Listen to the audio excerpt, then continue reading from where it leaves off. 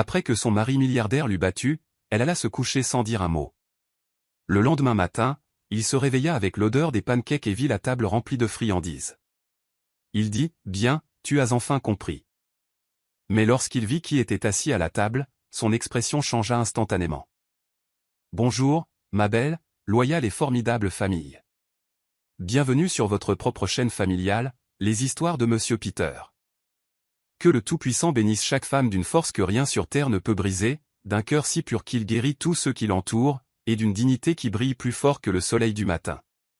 Vous êtes les piliers de l'amour, les mains douces qui maintiennent les familles unies, les guerrières silencieuses qui portent la douleur tout en ne répandant que de la chaleur.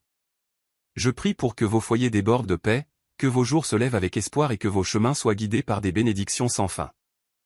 Que chaque souci s'efface de votre vie, que chaque porte fermée s'ouvre pour vous, et que chaque larme soit remplacée par la joie. Vous méritez des cieux d'amour, de réconfort et de respect pour tout ce que vous donnez sans rien demander en retour. Si votre cœur est sincère, aimez la vidéo. Si votre amour est réel, écrivez « Je suis avec Monsieur Peter ».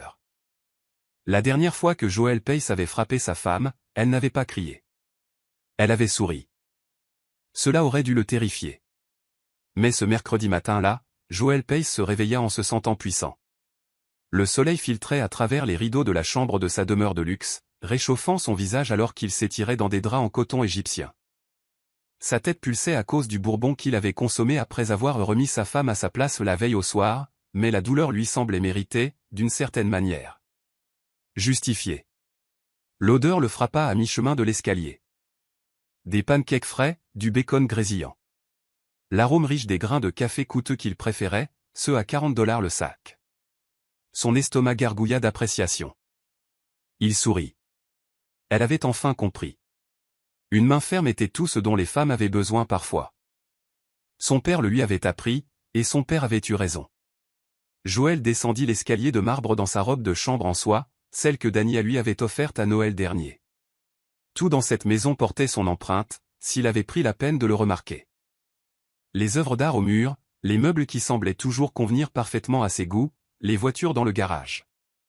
Mais Joël avait cessé de remarquer les contributions de Dania depuis longtemps. Dans son esprit, il avait bâti cet empire lui-même grâce à son génie, son acharnement, sa vision. La table de la salle à manger était magnifiquement dressée, lin blanc, fleurs fraîches, verre en cristal accrochant la lumière du matin, pancakes empilés haut avec du beurre fondant sur les côtés. Du bacon croustillant disposé exactement comme il l'aimait. Des œufs brouillés à la ciboulette, du jus d'orange frais dans un pichet, des roulés à la cannelle encore chauds sortant du four. L'eau lui vint à la bouche. Bien, lança-t-il, supposant que Dania était dans la cuisine. Tu as enfin compris quelle était ta place. Il contourna l'angle vers sa chaise en bout de table, tendant déjà la main vers la cafetière. Puis il se figea. Ce n'était pas Dania qui était assise à table pour le servir. Deux personnes occupaient les chaises où lui et sa femme s'asseyaient habituellement. L'homme, approchant la cinquantaine, portait une barbe argentée impeccablement taillée et une montre de prix qui brillait à la lumière. Il mangeait calmement un pancake, maniant couteau et fourchette avec des gestes précis et posés. À côté de lui était assise une femme au regard perçant, les cheveux gris tirés en un chignon sévère, un dossier en cuir ouvert devant elle. Tous deux levèrent les yeux vers Joël avec des expressions qui lui glacèrent le sang. Pas de colère, pas de dégoût, juste une évaluation professionnelle, comme des scientifiques observant un spécimen. « Monsieur Pace », dit l'homme, son accent portant la cadence raffinée de quelqu'un éduqué dans de grandes écoles. « Je vous en prie, asseyez-vous. Ces pancakes sont exceptionnels. Votre femme est une cuisinière remarquable. » Les poings de Joël se serrèrent. « Qui diable êtes-vous ? Qu'est-ce que vous faites dans ma maison ? » Votre maison ? L'homme posa sa fourchette avec un soin délibéré. En fait, c'est l'une des nombreuses idées fausses que nous devons aborder ce matin. Il fit un geste vers la chaise vide. Asseyez-vous. Vous voudrez être assis pour cette conversation. Je ne reçois pas d'ordre chez moi. Sortez avant que j'appelle la police. La police serait un choix intéressant, intervint la femme pour la première fois, sa voix portant le poids de quelqu'un habitué aux tribunaux. Étant donné que vous avez commis une agression caractérisée hier soir, nous avons des photos, des documents hospitaliers, et les témoignages de vos voisins qui ont entendu l'altercation. Le visage de Joël se vida de ses couleurs. Il chercha Dania du regard, frénétiquement. C'est alors qu'il la vit.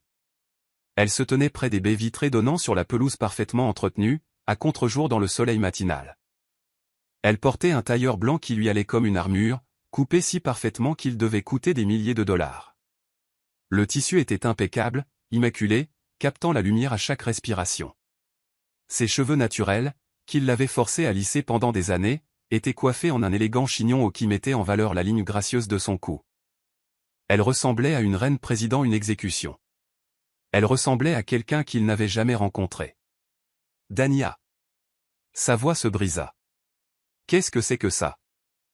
Elle ne se retourna pas, ne lui accorda aucune attention, continuant simplement à fixer l'extérieur comme s'il avait déjà cessé d'exister.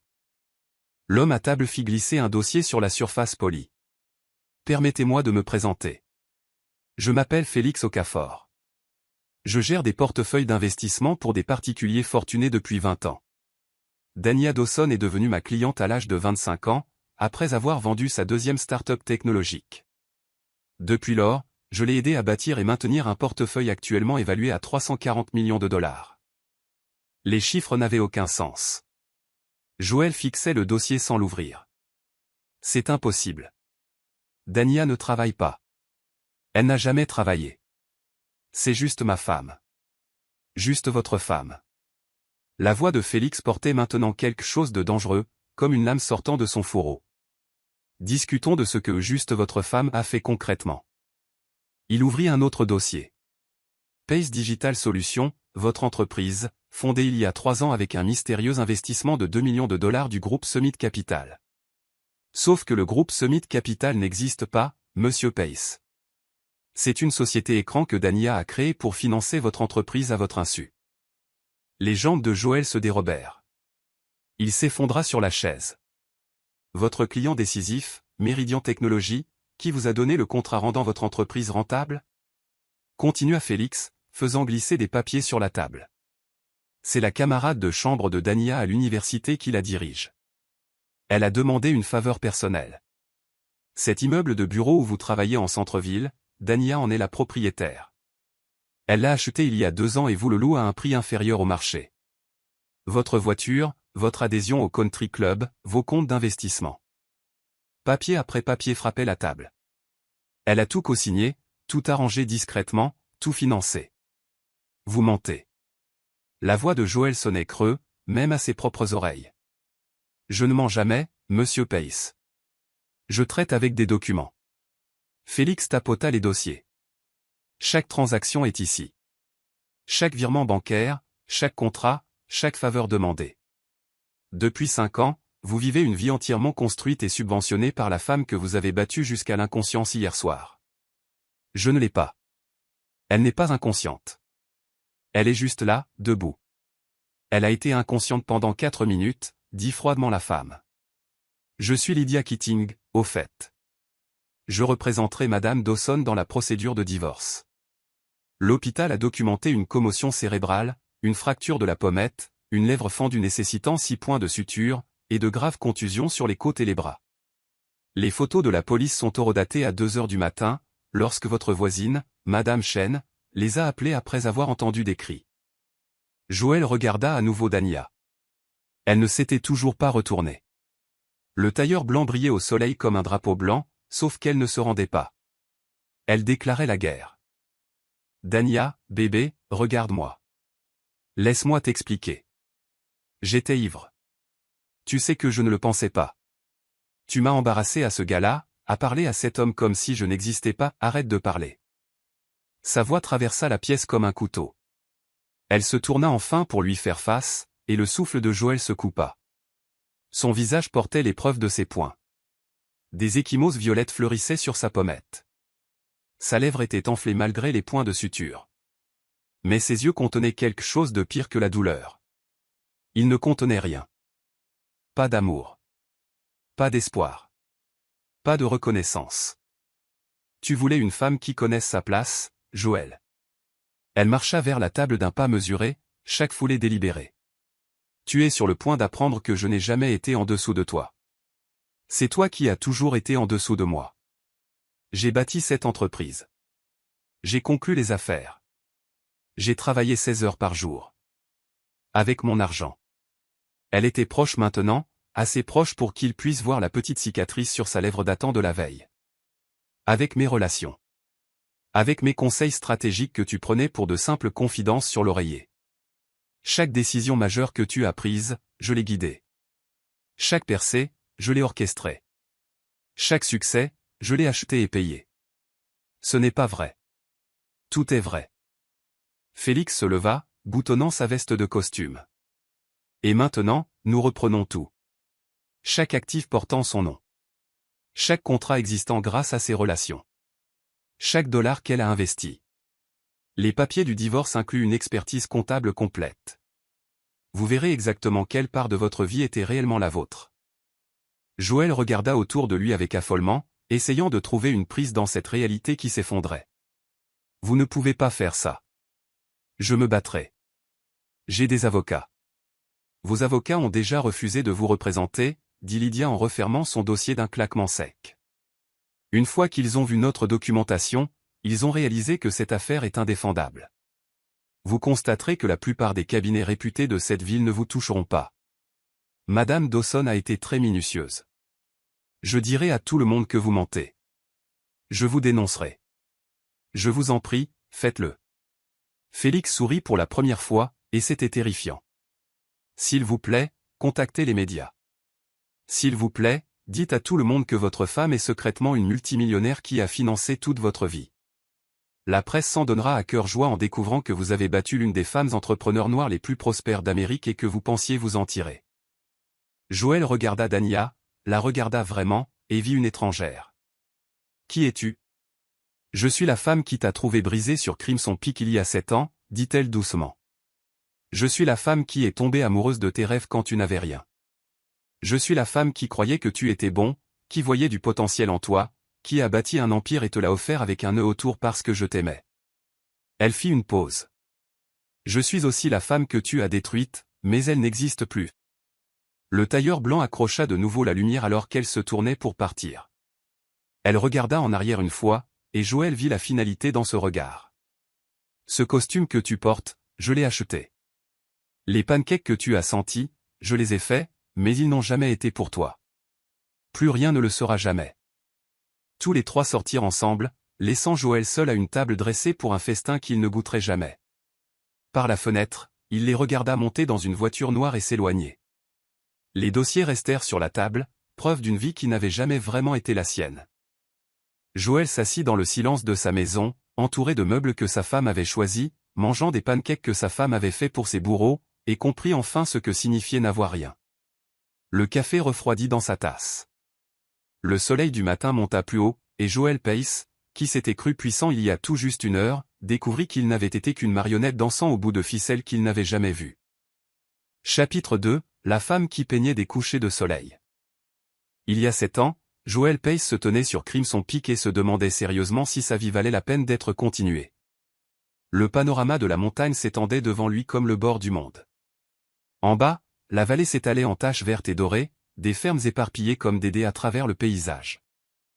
Au-dessus, le ciel de fin d'après-midi flamboyait de couleurs qui faisaient mal aux yeux, des oranges profonds se fondant dans des violets violents, des nuages éclairés par en dessous comme s'ils étaient en feu. C'était beau d'une manière qui lui faisait mal à la poitrine. Joël avait 28 ans et il n'avait rien.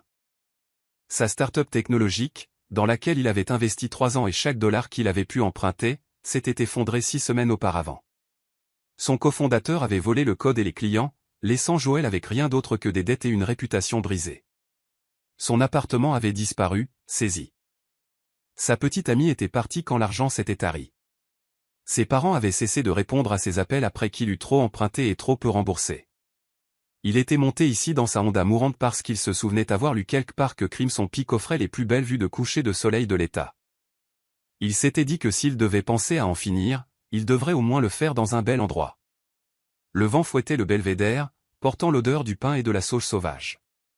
Joël se tenait près du muret de pierre marquant le bord de la falaise, les mains enfoncées profondément dans les poches de sa veste, et se demandait si c'était vraiment ça, si c'était ainsi que son histoire se terminait non pas avec succès ou rédemption, mais simplement avec l'échec et la gravité. C'est alors qu'il entendit un fredonnement. La voix était claire et sans gêne, portant une vieille mélodie de jazz qu'il reconnaissait à moitié. Joël se retourna, surpris, et arrêta de respirer. À environ 10 mètres de là, une femme se tenait devant un chevalet, complètement absorbée par son travail. Elle était couverte de peinture, des traînées oranges sur les avant-bras, une tache violette sur la mâchoire, des éclaboussures d'or sur son vieux jean. Elle portait un débardeur taché de peinture et pas de chaussures, ses pieds nus sur le sol rocheux comme si elle avait poussé là. Ses cheveux tombaient en boucles naturelles autour de son visage, captant la lumière mourante. Mais c'était sa peinture qui fit oublier à Joël la falaise derrière lui. La toile était massive, attachée à un chevalet professionnel, et elle l'attaquait avec des coups féroces et confiants. Son travail n'était ni délicat ni joli. C'était brut, vivant, presque violent dans son intensité. Elle peignait comme si elle se disputait avec le ciel, le mettant au défi d'être plus beau, plus honnête. Joël dut émettre un son car elle leva les yeux, le pinceau toujours en suspens. Ses yeux rencontrèrent les siens, et elle sourit. « Si vous sautez, vous allez gâcher ma composition. J'ai enfin réussi à avoir la bonne lumière. » L'absurdité de la déclaration lui arracha un rire surpris. « Désolé de vous déranger. Je suis sérieuse. » Elle posa son pinceau et essuya ses mains sur son jean, ce qui ne fit qu'ajouter plus de couleur à l'arc-en-ciel déjà présent. J'essaie de capturer cet angle exact depuis 3 semaines. S'il y a soudainement un corps au premier plan, toute l'œuvre est compromise. Elle inclina la tête, l'étudiant avec la même intensité qu'elle avait accordée à la toile. Vous avez l'air de vous tenir très près d'un bord, cependant, et je ne parle pas seulement du bord physique. C'est si évident? Je suis doué pour lire l'ombre et la lumière. Les gens ne sont pas si différents des paysages. Les deux portent leur météo à la surface si vous savez comment regarder. Joël aurait dû se sentir sur la défensive, exposé. Au lieu de cela, il se sentit étrangement soulagé que quelqu'un l'ait remarqué, que quelqu'un ait vu au-delà du masque prudent du « tout va bien » pour voir la vérité en dessous. Mauvais moi, dit-il finalement. Assez mauvais pour conduire jusqu'à Crimson Peak tout seul. Elle s'approcha, ses pieds nus trouvant on ne sait comment pris sur un sol qui semblait impossible à naviguer. Vous voulez en parler? Ou devrais-je recommencer à vous ignorer et préserver votre solitude tragique? Un autre rire inattendu lui échappa. Vous êtes très direct. La vie est trop courte pour l'alternative. Elle fit signe vers un rocher plat près de son chevalet. J'ai du thé au gingembre dans mon thermos et du pain fait maison dans mon sac. Vous avez l'air d'avoir besoin des deux. Je suis Dania, au fait. Dania Dawson. Joël Pace. Elle s'installa sur son rocher et tapota l'espace à côté. Joël se surprit à aller vers elle, attiré par quelque chose qu'il ne pouvait nommer. Elle versa du thé dans une tasse en métal bosselé et sortit un paquet enveloppé de tissu contenant du pain encore chaud. Le thé était épicé et sucré, le pain dense et parfait. Alors, dit Dania en déchirant un morceau de pain pour elle-même. Parlez-moi de votre mauvais moi. Et Joël le fit. Assis sur ce rocher alors que le soleil peignait des couleurs impossibles dans le ciel, il raconta tout à cet étrange peintre aux pieds nus. La start-up qui avait échoué, l'associé qui l'avait trahi, l'argent disparu, la petite amie partie, le poids écrasant de savoir qu'il avait tout parié et perdu. Dania écouta sans l'interrompre, sans offrir de platitude vide. Elle écoutait simplement, comme peu de gens le faisaient, comme si son histoire comptait vraiment. Quand il eut fini, elle resta silencieuse un long moment, regardant la lumière changer sur la vallée. « Bien, dit-elle finalement. Bien. Vous aviez besoin d'échouer. Maintenant, vous savez ce qui ne fonctionne pas. La plupart des gens n'obtiennent jamais cette éducation. Ils jouent la sécurité toute leur vie et se demandent pourquoi rien de grand ne leur arrive jamais. » Elle se tourna pour le regarder directement. « Vous avez visé haut et vous avez raté. Ce n'est pas une tragédie, Joël. C'est un apprentissage. La question est de savoir ce que vous ferez de la leçon.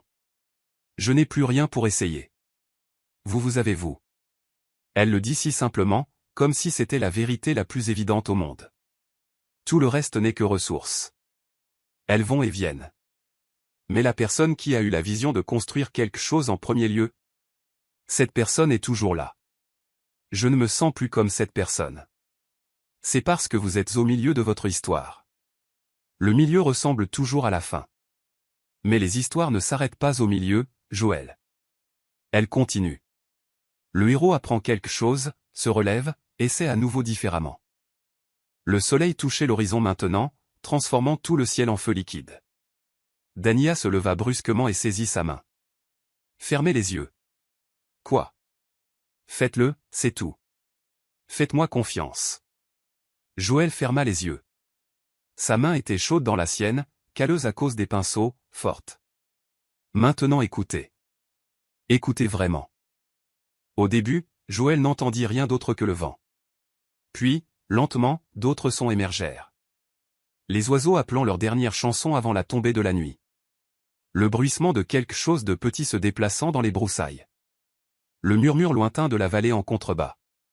Son propre rythme cardiaque. Son propre souffle. C'est ça le succès, en réalité, dit doucement Dania. Ce moment, debout sur une montagne, vivant, sentant le vent, entendant le monde.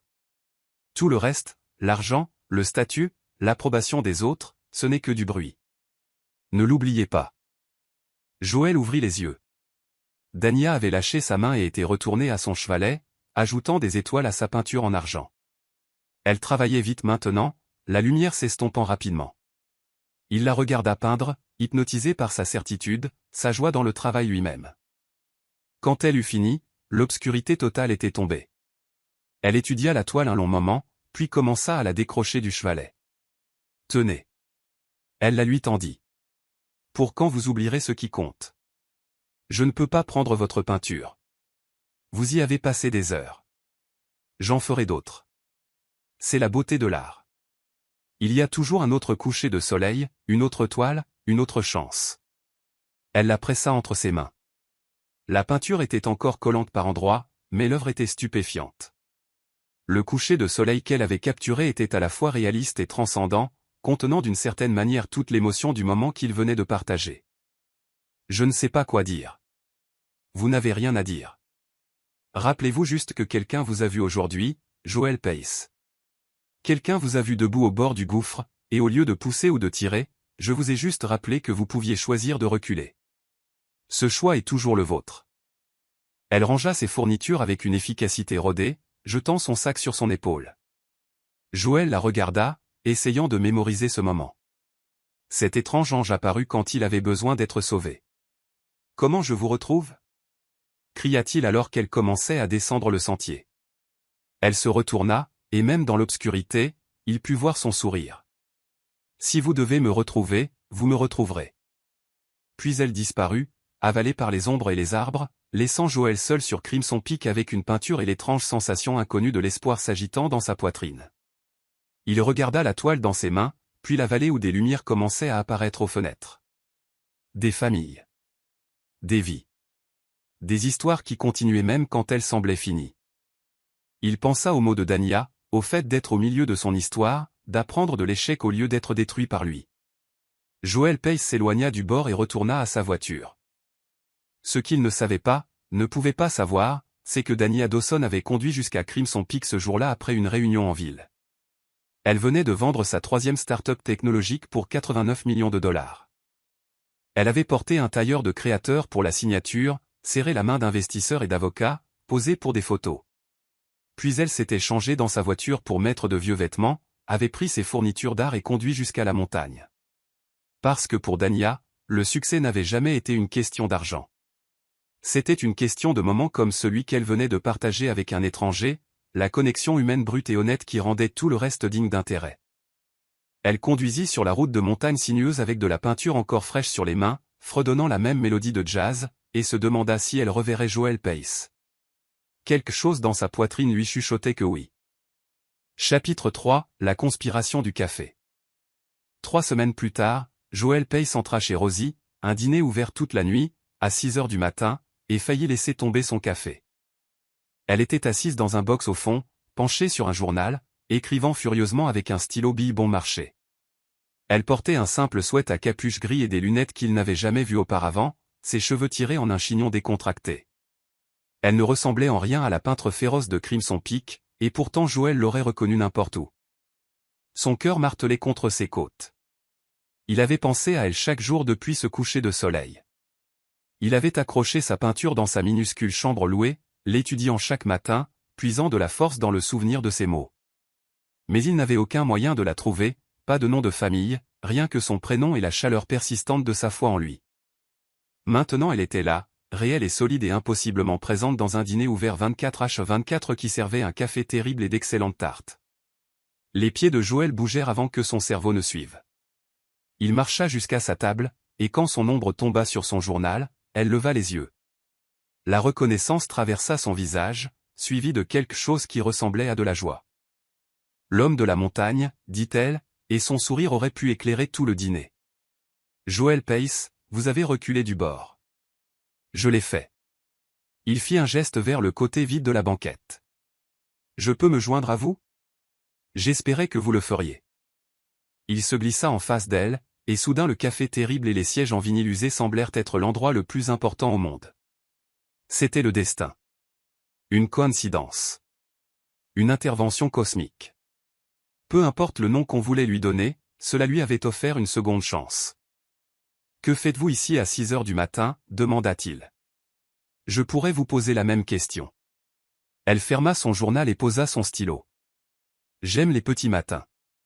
Le monde semble plein de possibilités avant que la plupart des gens ne se réveillent et ne l'alourdissent avec leurs attentes. Je travaille de nuit dans un entrepôt de l'autre côté de la rue. Je viens de finir. » Joël avait cumulé 3 emplois après l'effondrement de la start-up. Gardien de sécurité la nuit, service du midi au restaurant, codage en freelance pendant les heures qui restaient. Il était épuisé tout le temps, fonctionnant à la caféine et à la détermination obstinée, mais il travaillait sur une nouvelle idée, quelque chose de meilleur, de plus intelligent qu'avant. Les mots de Dania l'avaient hanté de la meilleure façon possible, apprends de l'échec, essaie encore différemment. Un entrepôt. Elle l'étudia avec ses yeux perçants qui voyaient tout. Mais vous construisez autre chose, je peux le dire. Vous avez ce regard. Quel regard? Comme si vous n'étiez que partiellement ici, comme si une partie de votre cerveau était toujours ailleurs, travaillant sur des problèmes que le reste d'entre nous ne peut pas voir. Elle avait raison. Joël se surprit à lui parler de sa nouvelle idée, un logiciel de gestion de projet qui abordait la collaboration d'équipes sous un angle complètement différent. Il avait appris de son premier échec, cette fois il commençait petit, construisant un prototype avant de chercher des financements, validant le concept avec de vrais utilisateurs. Dania écouta avec une concentration totale, posant des questions qui n'étaient pas seulement polies, mais réellement perspicaces. Elle contesta ses hypothèses, souligna des problèmes potentiels, suggéra des solutions qu'il n'avait pas envisagées. La conversation coulait si naturellement que Joël ne remarqua pas que 2 heures s'étaient écoulées jusqu'à ce que le dîner commence à se remplir avec la foule du petit déjeuner. « Je devrais vous laisser partir, » dit Dania, bien qu'elle ne fit aucun geste pour partir. « Ou nous pourrions échanger nos numéros cette fois, » dit Joël, « pour que je n'ai pas à espérer que l'univers nous place au hasard au même endroit à nouveau. » Elle rit et sortit son téléphone. Ils échangèrent leurs coordonnées, et Joël eut l'impression d'avoir gagné quelque chose de précieux. Au cours des mois suivants, ils tombèrent dans une routine. Ils se rencontraient à des heures étranges dans des endroits étranges, des dîners de minuit après son quart de sécurité, des randonnées à l'aube avant que sa journée de travail à elle ne commence, des food trucks à 3 heures du matin, des librairies ouvertes toute la nuit. Dania ne semblait jamais avoir des horaires normaux, et Joël appréciait qu'elle s'adapte à son emploi du temps chaotique sans se plaindre. Elle ne parlait jamais beaucoup de son propre travail. Quand Joël demandait, elle disait qu'elle faisait du conseil, ou des projets en freelance, et changeait de sujet. Il la voyait parfois travailler sur son ordinateur portable dans des cafés, sur des tableurs et des documents qu'il ne comprenait pas tout à fait. Il supposait qu'elle luttait comme lui, rassemblant des revenus de diverses sources, s'en sortant tant bien que mal. Il n'avait aucune idée qu'elle gérait un portefeuille d'investissement à 9 chiffres depuis cet ordinateur portable, menant des vidéoconférences avec des cadres de la Silicon Valley depuis le coin arrière de dîner, examinant des offres d'acquisition tout en partageant ses frites. Dania avait fait un choix conscient au moment où elle avait rencontré Joël sur cette montagne. Elle le laisserait la voir telle qu'elle était réellement, la peintre, la rêveuse, la femme qui valorisait les moments plus que l'argent, sans la distraction de sa richesse. Elle voulait savoir s'il l'aimerait pour elle-même, pas pour ce qu'elle pouvait lui apporter. Alors elle s'habillait simplement, conduisait une voiture modeste, le rencontrait dans des restaurants bon marché. Elle était présente avec lui d'une manière qu'elle n'avait jamais été avec personne d'autre. Elle écoutait ses rêves, partageait ses pensées sur l'art et le sens de la vie, et ce qui rendait une vie digne d'être vécue. Elle le défiait intellectuellement, le soutenait émotionnellement, et lentement, inévitablement, tomba amoureuse de l'homme qu'il devenait. Leur premier baiser eut lieu lors de leur 8e rendez-vous non officiel, 2 mois après les retrouvailles au dîner. Joël avait reçu un email confirmant son premier client bêta pour son nouveau logiciel. C'était une toute petite entreprise, payant à peine quoi que ce soit, mais c'était une validation, la preuve que son idée fonctionnait. Il appela Dania immédiatement, et elle le rejoignit à leur endroit, un petit parc près de l'entrepôt où ils avaient regardé le lever du soleil ensemble plusieurs fois. Elle apporta du champagne dans des gobelets en plastique, riant de sa propre spontanéité préparée. « À ton premier client, trinqua-t-elle, gobelet en plastique levé. Le premier de milliers. Tu le crois vraiment? Joël, je t'ai regardé te reconstruire à partir de rien ces derniers mois. J'ai vu comment tu penses, comment tu travailles, comment tu apprends de chaque erreur. Si j'étais parieuse, ce que je suis, je miserais tout sur toi. » Quelque chose dans sa façon de le dire, avec une conviction absolue, fit sentir à Joël que son cœur était trop grand pour sa poitrine. Il posa son gobelet et l'embrassa. Elle avait le goût du champagne bon marché et des possibilités. Quand ils se séparèrent, elle souriait contre ses lèvres. « Je me demandais quand tu ferais ça. J'étais terrifié que tu dises non. Joël, j'attends que tu m'embrasses depuis le moment où tu as reculé du bord de cette falaise.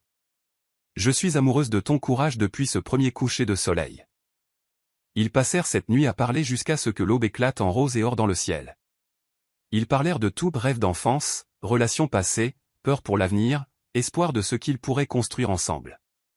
Dania lui parla de son enfance avec une mère célibataire qui avait cumulé 3 emplois, d'avoir appris tôt que l'argent n'était qu'un outil, pas une mesure de valeur.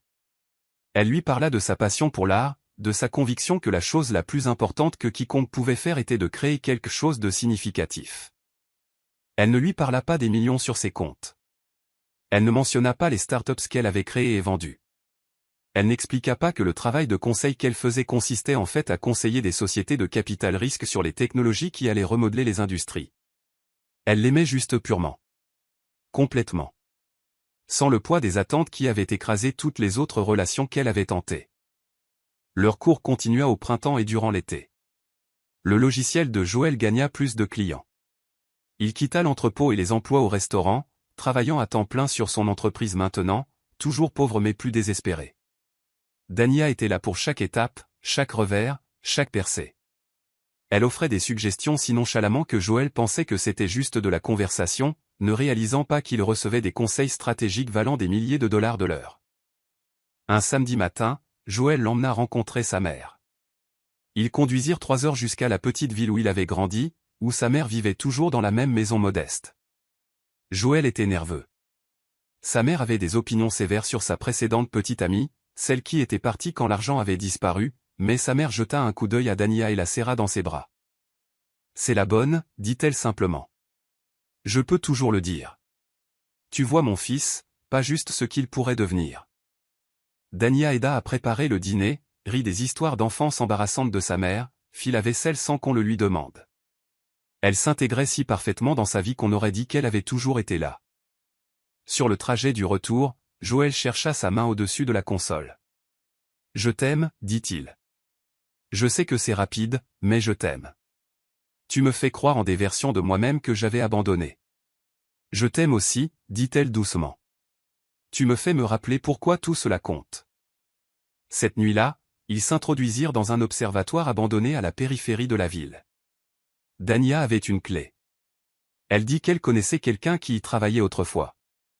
Ils montèrent les escaliers rouillés jusqu'à la terrasse d'observation, où le dôme s'était partiellement effondré, laissant des brèches qui encadraient les étoiles. Ils s'allongèrent côte à côte sur le sol poussiéreux, regardant à travers le dôme brisé la vaste étendue de la Voie lactée. Dania lui raconta des histoires sur les constellations, une mythologie inventée sur des amants maudits et des aventures cosmiques. Joël lui parla de l'avenir qu'il voyait pour son entreprise, pour leur vie ensemble. « Tu vas y arriver, dit-elle en se tournant sur le côté pour lui faire face. Tu vas construire quelque chose d'extraordinaire. Je peux le sentir. Nous allons construire quelque chose d'extraordinaire, corrigea Théil. Je ne veux rien faire de tout ça sans toi. » Elle l'embrassa alors, profondément et lentement, et Joël eut l'impression que l'univers s'était aligné juste pour ce moment. Comme si chaque échec, chaque humiliation, chaque nuit sombre l'avait conduit vers ce sol d'observatoire poussiéreux avec cette femme remarquable dans ses bras. Épouse-moi, dit-il contre ses lèvres. Elle se recula, les yeux écarquillés. Quoi? Je sais que c'est faux. Je sais que je n'ai pas grand-chose à t'offrir pour l'instant, mais je ne peux imaginer aucun avenir sans toi. Épouse-moi, Dania. Laisse-moi passer le reste de ma vie à essayer d'être digne de toi. Des larmes glissèrent sur ses joues, captant la lumière des étoiles. Joël, tu es déjà digne. Tu as toujours été digne, et oui, 1000 fois oui. Il n'avait pas de bague. Il n'avait rien d'autre que la promesse d'un avenir qu'il construisait encore. Mais elle dit oui quand même, comme si c'était la réponse la plus facile au monde. Ils passèrent cette nuit dans l'observatoire à planifier une vie ensemble, un petit mariage, juste la famille et les amis proches, un appartement qu'ils partageraient, combinant leurs modestes ressources, construisant son entreprise ensemble, créant de l'art ensemble, faisant une vie qui comptait au-delà des comptes bancaires et des symboles de statut. Joël se sentait l'homme le plus chanceux du monde. Ce qu'il ne savait pas, c'est que Dania avait enlevé sa montre à 40 000 $ avant de le rencontrer ce jour-là, comme elle le faisait toujours. Que quelqu'un qui lui avait donné une clé de l'observatoire était le conseiller municipal qu'elle avait conseillé sur l'infrastructure technologique, qui lui devait une douzaine de faveurs. Qu'on lui avait proposé un poste dans 3 conseils d'administration cette semaine-là seulement, des opportunités valant des millions, et qu'elle les avait toutes refusées parce qu'elle prendrait du temps sur la construction de cette vie avec Joël. Elle s'allongea dans ses bras sous les étoiles brisées et se fit une promesse à elle-même, elle lui donnerait tout, son cœur, son esprit, son génie stratégique, mais elle le ferait discrètement, invisiblement. Elle serait la fondation sur laquelle il bâtirait sans jamais savoir qu'elle était là. Elle l'aimerait assez pour le laisser croire qu'il avait tout fait lui-même. Parce que c'était ce dont Joël avait besoin pour guérir de son échec. Il avait besoin de reconstruire sa confiance, de se prouver qu'il pouvait réussir. S'il savait pour son argent, son succès, son pouvoir, cela empoisonnerait tout. Il se demanderait toujours s'il avait mérité ses réussites ou si elle les lui avait achetées. Alors Dania Dawson, valant près de 100 millions de $, choisit d'être juste Dania, la femme qui aimait Joel Pace avec tout ce qu'elle avait, ne demandant rien en retour que son cœur. C'était le plus grand cadeau qu'elle ait jamais fait à quiconque. C'était aussi la décision qui finirait par la briser. Chapitre 4, l'année où l'amour suffisait. Ils se marièrent un mardi matin de septembre au tribunal du centre-ville, avec la mère de Joël et la meilleure amie de Dania comme témoins. Dania portait une simple robe blanche qu'elle avait achetée en prêt-à-porter. Joël portait le seul costume qu'il possédait, nettoyé et repassé jusqu'à ce qu'il paraisse presque neuf. Ils échangèrent des vœux qu'ils avaient écrits eux-mêmes, promettant de construire une vie basée sur l'honnêteté, le partenariat et un amour plus profond que les circonstances. Le juge sourit en les déclarant mariés, et Joël embrassa sa femme comme si elle était la seule chose réelle au monde. Leur réception de mariage fut composée de pizzas et de champagne dans le minuscule appartement de Joël, qui serait désormais leur appartement. Dania avait discrètement rompu le bail de son propre logement à travers la ville, le pantouse avec des baies vitrées et des meubles de créateurs. Elle avait tout mis en garde-meubles et emménagé dans l'espace de Joël, avec rien d'autre que 2 valises et ses fournitures de peinture. Joël s'excusa de l'exiguïté des lieux, du fait que la cuisine contenait à peine une personne, que la fenêtre de la chambre donnait sur une ruelle. Dania le fit taire d'un baiser. C'est parfait.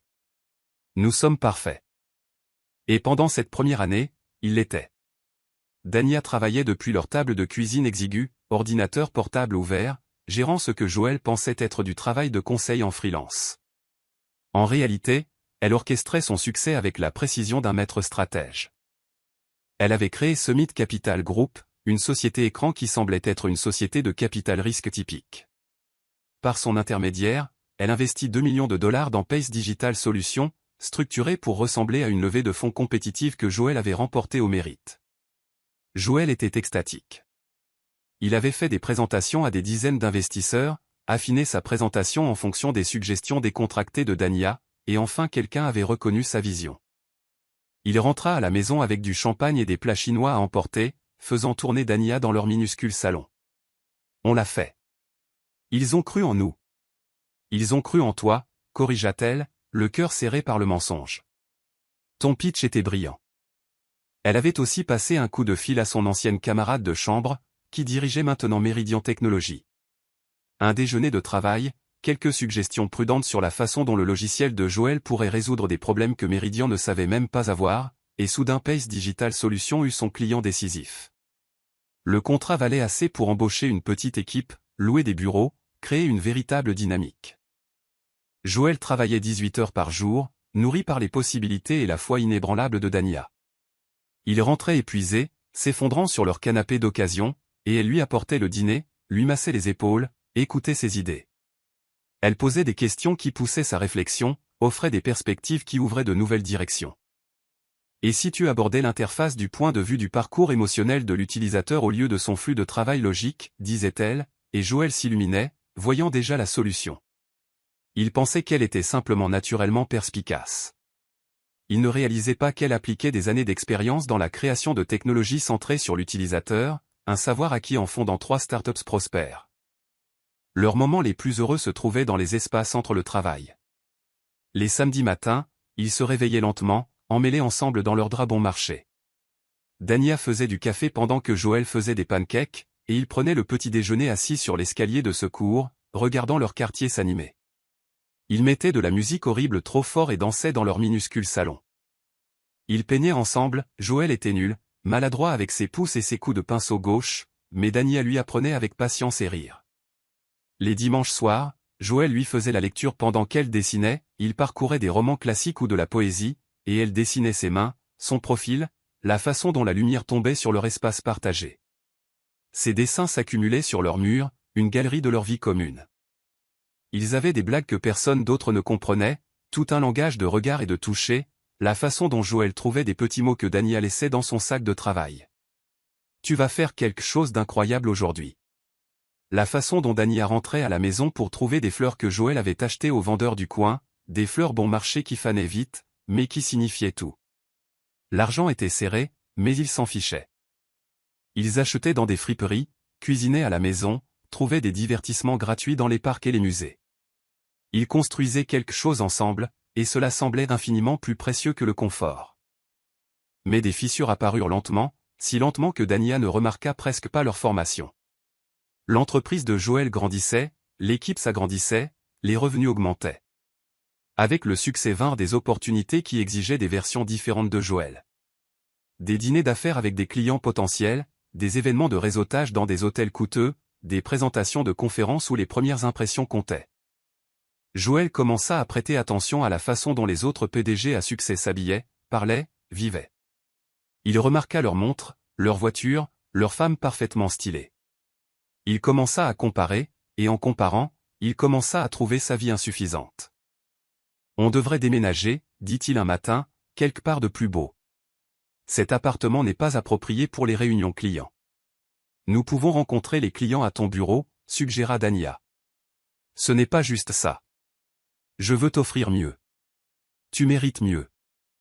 Mais le mieux venait avec un prix que Dania n'avait pas anticipé. Le nouvel appartement était dans un immeuble de luxe en centre-ville. Joël versa la compte sans la consulter, fier de lui de pouvoir se le permettre. Dania acheta discrètement l'unité par le biais d'une autre société écran et la structura comme un bail à long terme avec financement par le propriétaire, rendant les paiements gérables pour le salaire croissant mais encore modeste de Joël. Il pensait subvenir à ses besoins. Elle subventionnait en fait son ego. Le nouvel appartement était magnifique, parquet en bois dur, comptoir en granit, vue sur la ligne d'horizon de la ville. Mais il semblait froid à Dania. Il n'y avait pas d'escalier de secours pour prendre le petit déjeuner, pas de plancher qui craquait annonçant leur mouvement, pas de sentiment de construire quelque chose à partir de rien ensemble. Joël acheta de nouveaux meubles à crédit, des costumes coûteux, une voiture de luxe qu'il ne pouvait pas tout à fait se permettre mais dont il s'était convaincu d'avoir besoin pour son image. Chaque achat venait avec un changement subtil dans la façon dont il se voyait et dont il voyait Dania. Tu devrais porter tes cheveux lisses plus souvent, mentionna-t-il nonchalamment un matin. Ça fait plus professionnel. Dania leva les yeux de son café, l'estomac noué. Professionnel pourquoi? Je travaille de la maison. Pour les événements, quand tu viens aux fonctions de l'entreprise, les premières impressions comptent. Elle voulait argumenter, voulait lui rappeler qu'il avait aimé ses cheveux naturels, avait passé ses doigts dans ses boucles lors de leur nuit de noces et l'avait appelé magnifique. Mais elle vit le stress dans ses yeux, la pression sous laquelle il était de performer, de réussir, de faire ses preuves. Elle se dit que c'était temporaire qu'une fois qu'il se sentirait plus en sécurité, il se rappellerait ce qui comptait vraiment. Alors, elle lissa ses cheveux. Elle portait les robes qu'il avait achetées pour elle, celles qui correspondaient à son image de ce à quoi devait ressembler la femme d'un PDG. Elle souriait à ses partenaires d'affaires et parlait peu, jouant le rôle de l'épouse solidaire. Chaque petite concession donnait l'impression de perdre un morceau d'elle-même. Leur premier anniversaire tomba un mardi, tout comme leur mariage. Joël bouclait une affaire importante et ne pouvait pas prendre sa journée. Il envoya un SMS d'excuses et promit de se rattraper pendant le week-end. Dania s'assit seule dans leur appartement luxueux et pleura. Non pas parce qu'il avait raté ce jour, elle comprenait les pressions du monde des affaires, mais elle pleurait parce qu'elle regardait autour d'elle, dans leur nouvel espace, et ne parvenait à les retrouver nulle part. Le couple qui mangeait de la pizza à même le sol et dansait sur de la mauvaise musique avait été remplacé par des étrangers poursuivant une image de succès qui sonnait creux. Elle appela Félix cet après-midi-là, la voix tremblante. Il change. Ou peut-être que je vois enfin qui il est vraiment. Reviens, dit Félix immédiatement. Tu n'es pas obligé de faire ça. Tu as assez construit pour lui.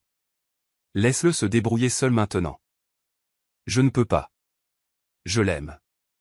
Il a juste besoin de temps pour s'adapter. Une fois l'entreprise stabilisée, une fois qu'il se sentira en sécurité, il se souviendra de ce que nous avions.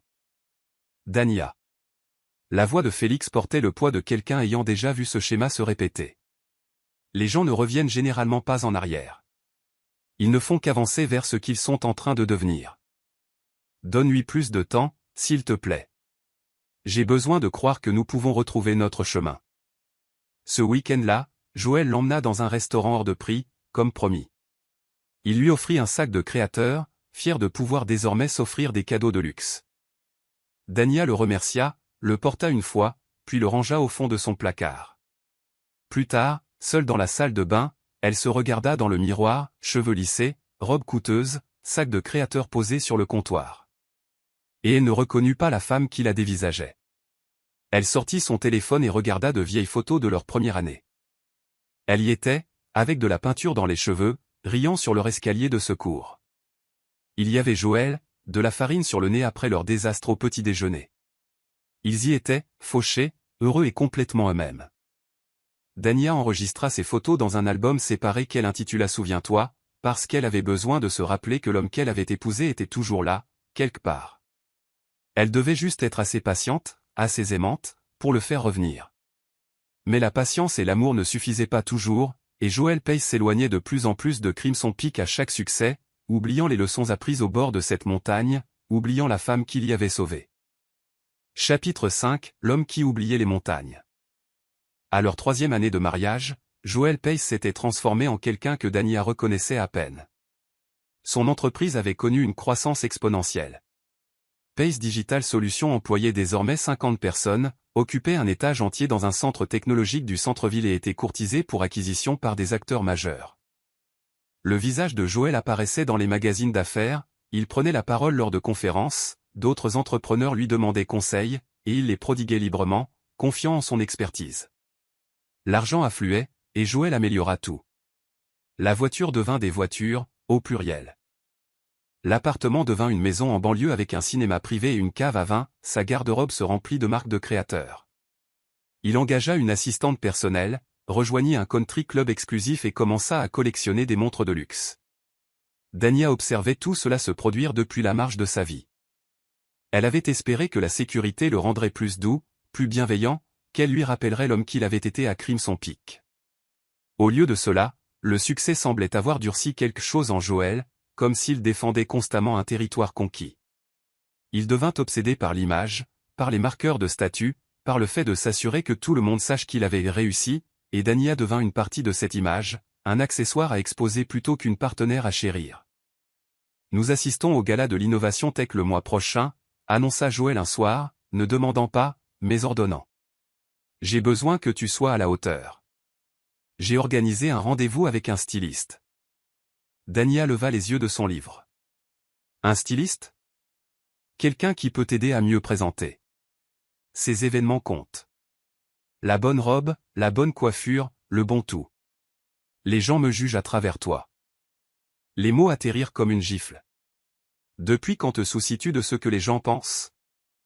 Depuis que j'ai une réputation à protéger. Depuis que je ne suis plus fauché et désespéré. Les choses sont différentes maintenant, Dania. Nous sommes différents maintenant. Tu es différent, dit-elle doucement. Je suis toujours la même personne que tu as épousée. C'est peut-être ça le problème. Le silence s'étira entre eux, lourd de tout ce qui n'était pas dit. Enfin, Joël soupira et adoucit sa voix, comme s'il raisonnait quelqu'un de déraisonnable. Écoute, je n'essaie pas de te changer. J'essaie de t'aider à grandir avec moi. Est-ce si mal? Je veux te donner tout ça, des vêtements de créateur, des bijoux, le meilleur de tout.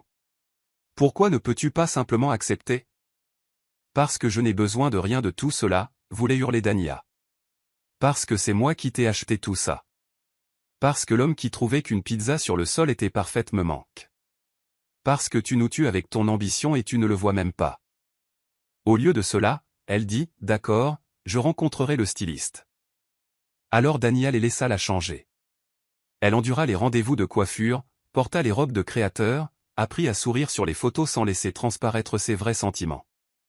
Elle assistait aux événements de Joël à son bras, belle et silencieuse, l'accessoire parfait de son succès.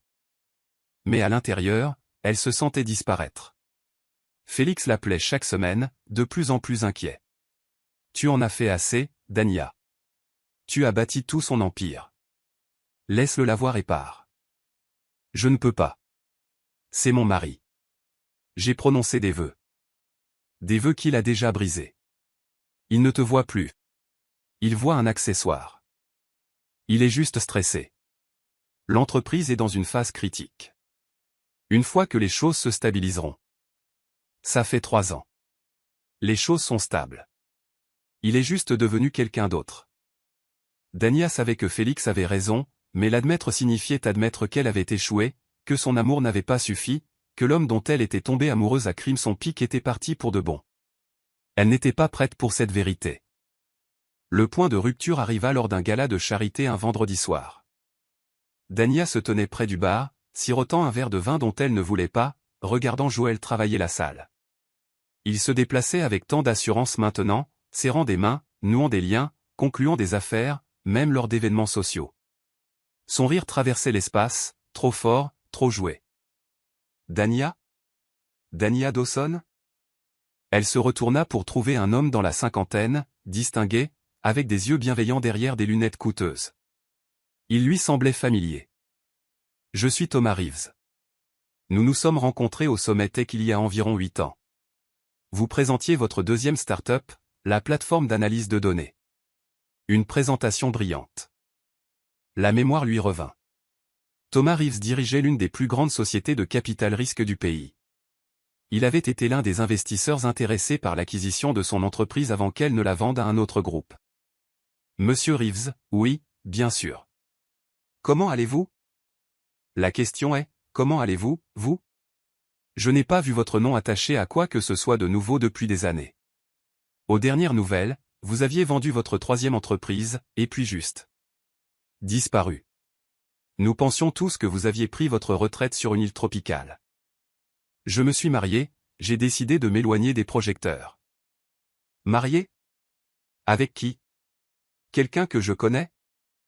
Avant que Dania ne puisse répondre, Joël apparut à son coude, glissant son bras autour de sa taille de manière possessive. Elle le sentit se tendre lorsqu'il vit à qui elle parlait. Thomas Reeves était une royauté de la tech, quelqu'un avec qui Joël essayait d'obtenir un rendez-vous depuis des mois. Thomas Reeves, dit Joël, trop empressé, trop fort. Joël Pace, Pace Digital Solutions. J'espérais entrer en contact avec vous au sujet d'opportunités de partenariat potentiels. Thomas serra poliment la main de Joël, mais son attention resta sur Dania. Votre femme me disait justement que vous étiez marié. Le monde est petit. Vous devez donc être au courant du parcours impressionnant de votre épouse, les 3 exits réussis, les innovations en design d'expérience utilisateur, son travail sur. Oh, Dania faisait un peu de travail administratif dans des boîtes de tech avant notre rencontre, l'interrompit Joël, sa prise sur sa taille se resserrant. Rien de majeur. Maintenant, elle se concentre sur le soutien de ma carrière, ce qui l'occupe bien assez. Le souffle de Dania se coupa. Le rejet désinvolte de tout ce qu'elle avait construit, réalisé, créé, réduit à un peu de travail administratif, devant quelqu'un qui savait exactement ce qu'elle avait accompli.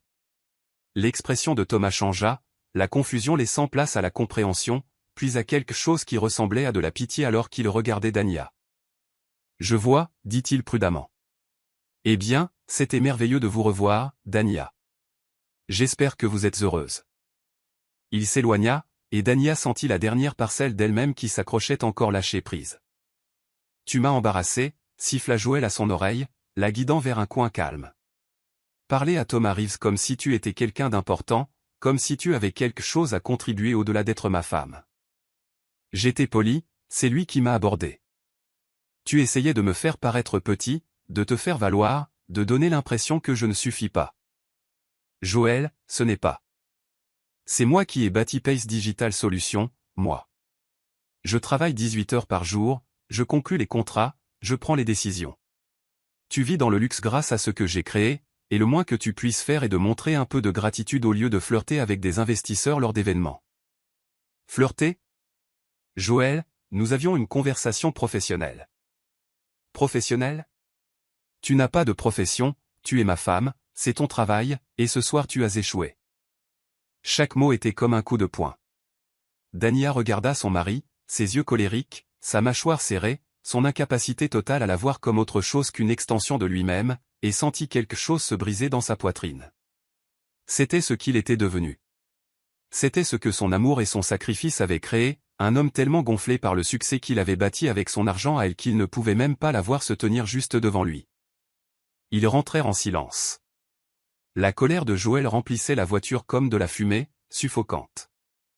Quand ils arrivèrent à leur maison, la maison qu'elle avait en réalité achetée via une autre société écran, bien que Joël pensât l'avoir achetée lui-même, il se servit 3 doigts de bourbon et l'avala d'un trait.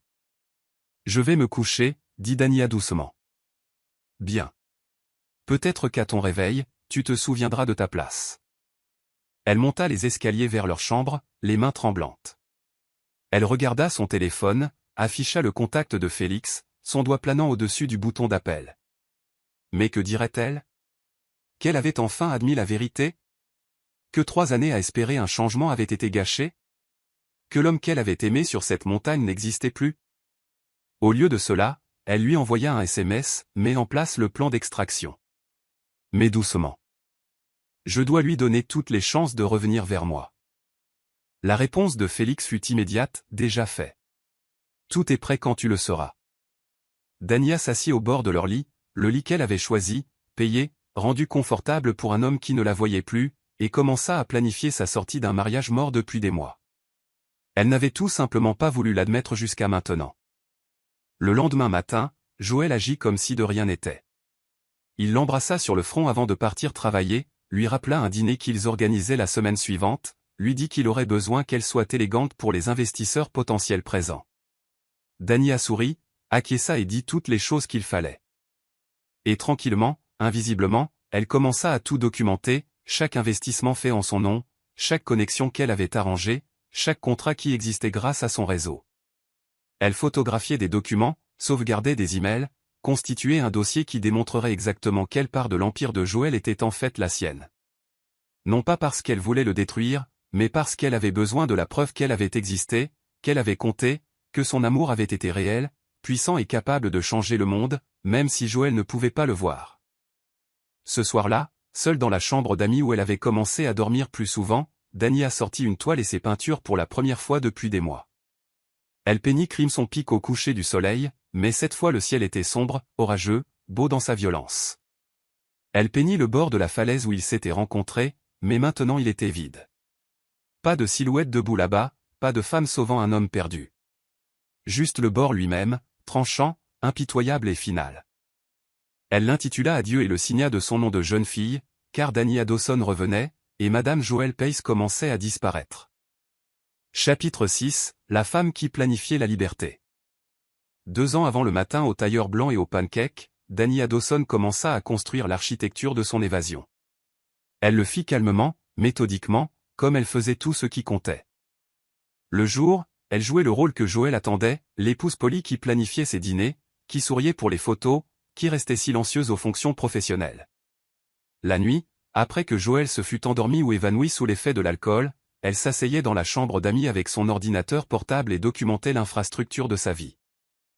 chaque société écran qu'elle avait créée pour financer son entreprise, chaque contact qu'elle avait exploité pour lui faire gagner des contrats, chaque propriété qu'elle possédait et qu'il croyait sienne, chaque fil financier qu'elle avait tissé dans la tapisserie de son succès. Les chiffres étaient stupéfiants, même pour elle. Elle avait investi plus de 15 millions de dollars dans l'entreprise et le mode de vie de Joël sur 5 ans, le tout soigneusement dissimulé par des véhicules d'investissement légitimes. Elle avait fait jouer des faveurs valant des millions de plus, introduction, contrats, conseils stratégiques fournis par des voies détournées. Félix l'aida à créer un fichier maître, une comptabilité judiciaire complète qui démantèlerait tout l'empire de Joël si nécessaire. « Pourquoi faisons-nous cela ?» demanda Félix lors d'un de leurs appels vidéo cryptés. « Si tu pars simplement.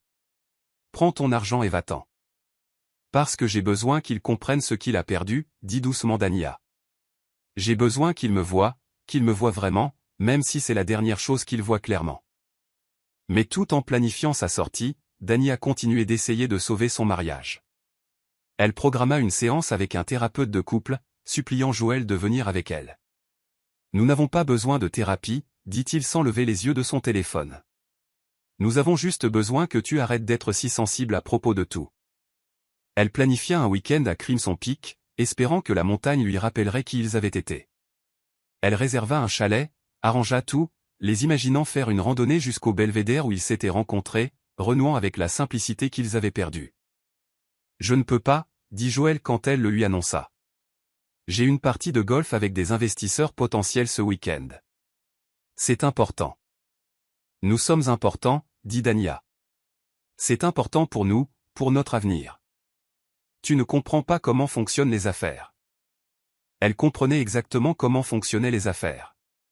Elle avait bâti et vendu 3 entreprises avant même que Joël n'ait réussi son premier pitch. Mais elle ne le dit pas. Elle annula simplement le chalet et alla seule à Crimson Peak. Debout sur ce belvédère, le vent fouettant ses cheveux, Dania sentit tout le poids de sa solitude s'abattre sur elle. Elle était mariée, vivait dans le luxe, entourée de tout ce que l'argent pouvait acheter, et elle ne s'était jamais sentie aussi invisible, aussi inutile, aussi complètement ignorée. Elle sortit son téléphone et regarda les vieilles photos de leur première année. Il y avait Joël avec de la farine sur le visage. Il y avait elle, tachée de peinture et riant. Ils y étaient, fauchés et heureux. Quand avait-il perdu cela? Quand le succès était-il devenu plus important que la connexion? Quand Joël avait-il cessé de la voir comme une partenaire pour commencer à la traiter comme une propriété? Les larmes vinrent, dures et rapides, des années de douleur ravalées se libérant enfin. Dania sanglota sur cette montagne, pleurant non seulement pour son mariage, mais pour l'homme que Joël aurait pu être. L'homme en qui elle avait cru, en qui elle avait investi, qu'elle avait aimé de tout son être. Elle avait voulu être sa partenaire, pas son compte en banque, son égale, pas sa servante. Mais quelque part en chemin, Joël avait décidé qu'il n'avait pas besoin de partenaires, juste de gens qui servaient sa vision de lui-même. Dania installa son chevalet sur la montagne et peignit un dernier coucher de soleil. Mais cette fois, il n'y avait aucun espoir dans les couleurs, aucune promesse de lendemain. Juste la beauté austère d'une fin, la violence de la lumière qui meurt, la finalité de l'obscurité qui tombe. Elle l'intitula Adieu et laissa la toile là, sur la montagne, face à la vue. Que les intempéries l'effacent, que la pluie la détruise, qu'elle disparaisse comme elle disparaissait de sa propre vie. Quand Dania rentra chez elle, elle trouva Joël divertissant des clients dans leur salon. Il n'avait même pas remarqué qu'elle avait été absente toute la journée. « Où étais-tu » claqua-t-il quand les clients furent partis. « J'avais besoin de toi ici pour jouer l'hôtesse, tu es tellement égoïste. » Quelque chose en Dania s'arrêta net, la partie d'elle qui essayait, espérait, croyait, abandonna simplement. « Je dors dans la chambre d'amis, dit-elle. Peu importe. Fais ce que tu veux. » Il ne demanda même pas pourquoi, ne se battit pas pour elle, ne sembla pas s'en soucier du tout.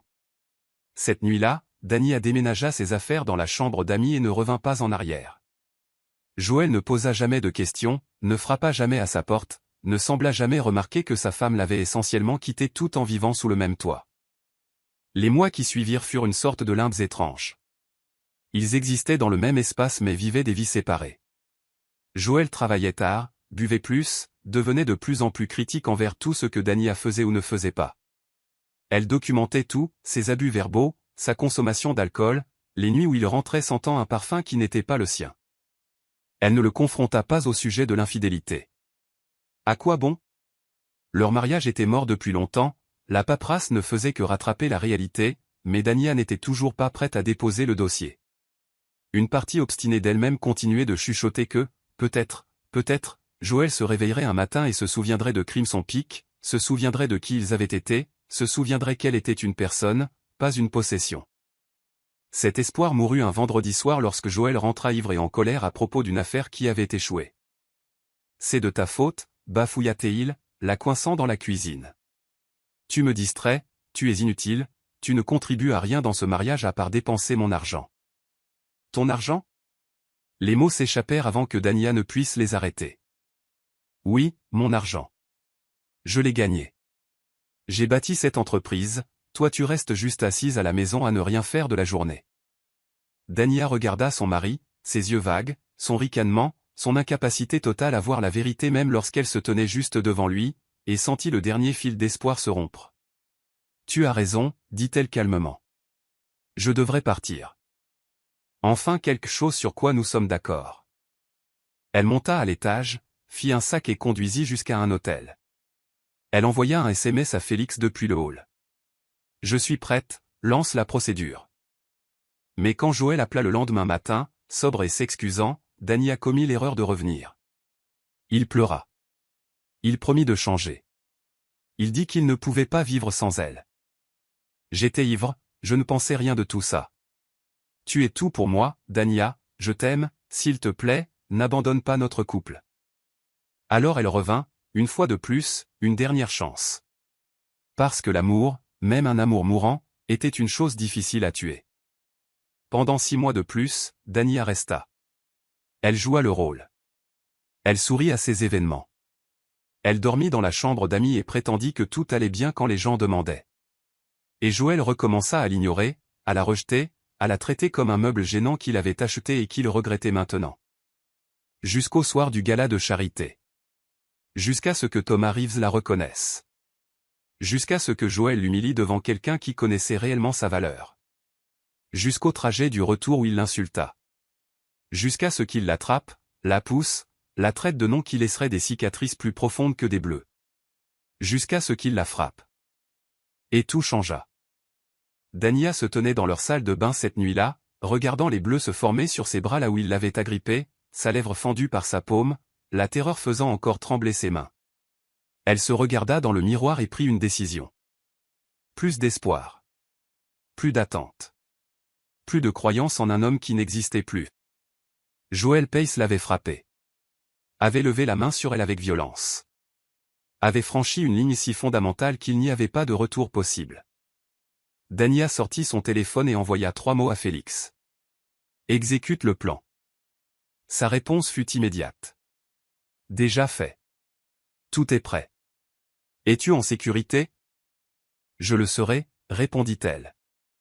Ensuite, elle fit quelque chose qu'elle aurait dû faire des mois auparavant. Elle appela la police. Quand ils arrivèrent, Joël était évanoui, ivre sur le canapé. Il se réveilla à peine lorsqu'ils photographièrent les blessures de Dania, prirent sa déposition, documentèrent tout. Ils demandèrent si elle voulait porter plainte. Elle dit qu'elle avait besoin de temps pour réfléchir, mais elle savait que la réponse était oui. Non pas parce qu'elle voulait se venger, mais parce qu'elle devait empêcher que cela ne se reproduise, pour elle ou pour quiconque que Joël pourrait piéger avec son charme et détruire avec sa cruauté. Après le départ de la police, Dania alla dans la chambre d'amis et ferma la porte à clé. Elle s'assit sur le lit et, enfin, s'autorisa à pleurer. Pas des larmes silencieuses cette fois, mais des sanglots profonds et déchirants qui semblaient la déchirer de l'intérieur. Elle pleura pour la fille qui avait rencontré un homme brisé sur une montagne et pensait qu'elle pouvait le sauver avec de l'amour. Elle pleura pour les 5 années passées invisibles, à essayer d'être assez pour quelqu'un qui ne la verrait jamais. Elle pleura pour chaque petite concession, chaque objection ravalée, chaque fois qu'elle s'était faite plus petite pour que Joël se sente plus grand. Et puis elle s'arrêta de pleurer. Elle essuya son visage, ouvrit son ordinateur portable et envoya un email à l'avocat spécialisé en divorce que Félix avait déjà validé. « Je suis prête à déposer le dossier », écrivit-elle. « Je veux que tout soit documenté. Je veux qu'il voie exactement ce qu'il perd et je veux le faire d'une manière qu'il n'oubliera jamais. » L'avocat répondit dans l'heure avec un plan si parfait, si dévastateur et théâtral, que Dany a failli sourire. Il lui signifierait les papiers au petit déjeuner, dans sa propre maison, avec Félix et l'avocat présent pour témoigner de sa réaction. Ils étaleraient chaque document, chaque société écran, chaque investissement caché. Ils montreraient à Joel Pace l'empire qu'il pensait avoir bâti et révéleraient les fondations sur lesquelles il reposait réellement. Ils le forceraient à la voir vraiment. Une dernière fois. Dany passa la semaine suivante à faire des arrangements discrets. Elle déplaça de l'argent, sécurisa des documents, se prépara à la bataille juridique qu'elle savait que Joel mènerait. Elle acheta aussi quelque chose à quoi elle pensait depuis des mois. Un tailleur blanc, fait sur mesure, parfait. La couleur des nouveaux départs, la couleur des drapeaux blancs de reddition, la couleur des mariés et des anges et de tout ce qui est pur que Joel avait essayé de corrompre. Elle le porterait le matin où elle lui remettrait les papiers du divorce. Elle se tiendrait dans sa maison, dans son armure, et regarderait son monde s'effondrer. Et peut-être, juste peut-être, dans les décombres de son ego détruit, Joel Pace comprendrait enfin ce qu'il avait perdu. Probablement pas. Mais Dany avait besoin d'essayer, car la femme qu'il avait aimée méritait cette conclusion, même si la femme portant le tailleur blanc était déjà passée à autre chose. Chapitre 7, la nuit où tout a volé en éclats. Le gala de charité où tout se termina avait commencé comme tous les autres, un défilé de robes coûteuses, de réseautage prudent, et Joel Pace travaillant la salle comme s'il en était le propriétaire. Dany se tenait près du bar dans une robe de créateur qu'elle n'avait pas choisie, les cheveux lissés jusqu'à la soumission, jouant le rôle qu'elle avait perfectionné pendant 3 ans. L'épouse silencieuse et belle, l'accessoire parfait, la femme qui connaissait sa place. Sauf que ce soir-là, elle avait oublié de rester petite. Thomas Reeves l'avait reconnue, s'était souvenu de ses accomplissements, l'avait traitée comme la personne qu'elle était avant Joel, prospère, brillante, digne de respect. Et juste pour un instant, Dany s'était permis d'être vue. C'était son erreur. Lors du trajet de retour, les mains de Joel étaient blanches sur le volant, son silence plus dangereux que n'importe quel cri. Dany regardait les lumières de la ville défiler par la fenêtre et sentait l'effroi s'installer lourdement dans son estomac. Elle connaissait cette humeur. Elle l'avait vue monter pendant des mois, la jalousie, l'insécurité, la rage qui venait de son sentiment de perdre le contrôle. « Tu m'as fait passer pour un moins que rien ce soir », dit finalement Joel, sa voix mortellement calme. « J'étais juste poli. C'est lui qui m'a abordé. Tu lui parles comme si tu étais quelqu'un d'important, comme si tu avais quelque chose à contribuer au-delà d'être ma femme. Joel, il m'a juste reconnu d'il y a des années. C'était une simple conversation. Il n'y a rien de simple dans la façon dont tu m'embarrasses. » Sa voix montait maintenant. Flirter avec l'un des investisseurs les plus puissants de la tech, me faire paraître inadéquat, me donner l'air de ne pas être assez pour toi. Je ne flirtais pas. Nous discutions de tendances technologiques. Il a posé des questions sur mon parcours. Tu n'as pas de parcours. Joel frappa la paume contre le volant. Tu as fait du travail administratif de bas niveau avant qu'on se rencontre, c'est tout ce que tu sauras jamais. Mais tu restes là à agir comme si tu étais à son niveau, comme si tu étais à mon niveau, alors que tu n'es qu'une femme au foyer vivant de ce que j'ai bâti. Chaque mot était un couteau, mais Dany s'était forgé une carapace au cours des 3 dernières années. Elle resta silencieuse, sachant que réagir ne ferait qu'aggraver les choses. Ils entrèrent dans leur allée et elle fit mine de sortir de la voiture aussi vite que possible. Joel lui attrapa le bras, fort, ses doigts s'enfonçant dans sa chair avec une force à faire des bleus. Nous n'avons pas fini de parler. Lâche-moi. Tu dois comprendre quelque chose. Son visage était proche maintenant, et elle pouvait sentir le bourbon dans son haleine. Tout ce que tu as, je te l'ai donné. Cette maison, ces vêtements, cette vie, tu me dois tout, et le moins que tu puisses faire est de montrer un peu de gratitude au lieu de m'embarrasser devant des gens qui comptent. Des gens qui comptent ? Dany dégagea son bras d'un coup sec. C'est ce que je suis pour toi, quelqu'un qui ne compte pas ? Tu comptes quand tu te souviens de ton rôle, quand tu me fais bien paraître, quand tu es utile. Quelque chose en Dany se brisa finalement de manière irrévocable. 5 années à être diminué, rejeté, traité comme une propriété plutôt qu'une personne, tout cela se cristallisa en un parfait moment de clarté. Je veux divorcer. Les mots restèrent suspendus dans l'air entre eux, tranchants et définitifs. L'expression de Joel passa de la colère au choc, puis à quelque chose de plus sombre. Qu'est-ce que tu as dit ? Je veux divorcer. Je ne peux plus faire ça. Je ne ferai plus ça. Tu ne vas pas divorcer de moi. Il rit, mais sans aucun humour. Tu n'as rien. Tu n'es rien sans moi. Où irais-tu? Ce n'est plus ton problème. Dania sortit de la voiture et marcha vers la maison. Elle entendit sa portière claquer, ses pas derrière elle, mais elle continua de marcher. Elle avait juste besoin d'entrer, de s'enfermer dans la chambre d'amis, d'appeler Félix. Joël lui attrapa de nouveau le bras dans le hall d'entrée, la faisant pivoter. Tu ne me quittes pas. Je ne le permettrai pas. Tu n'as rien à permettre ou à interdire. Je ne demande pas ta permission, Joël. Je te dis que c'est fini. À cause d'une conversation avec Thomas Reeves? Parce que je t'ai reproché de m'avoir embarrassé? Tu es aussi faible, aussi égoïste que ça? Parce que tu ne m'aimes pas. Tu ne m'aimes plus depuis des années. Tu aimes ce que tu penses que je représente. Tu aimes avoir quelqu'un à contrôler. Mais tu ne me vois pas vraiment, Joël. Tu ne m'as jamais vu. Je te vois parfaitement. Je vois une femme ingrate qui a oublié que sans moi, elle n'aurait rien. Tu n'as aucune idée de ce dont tu parles.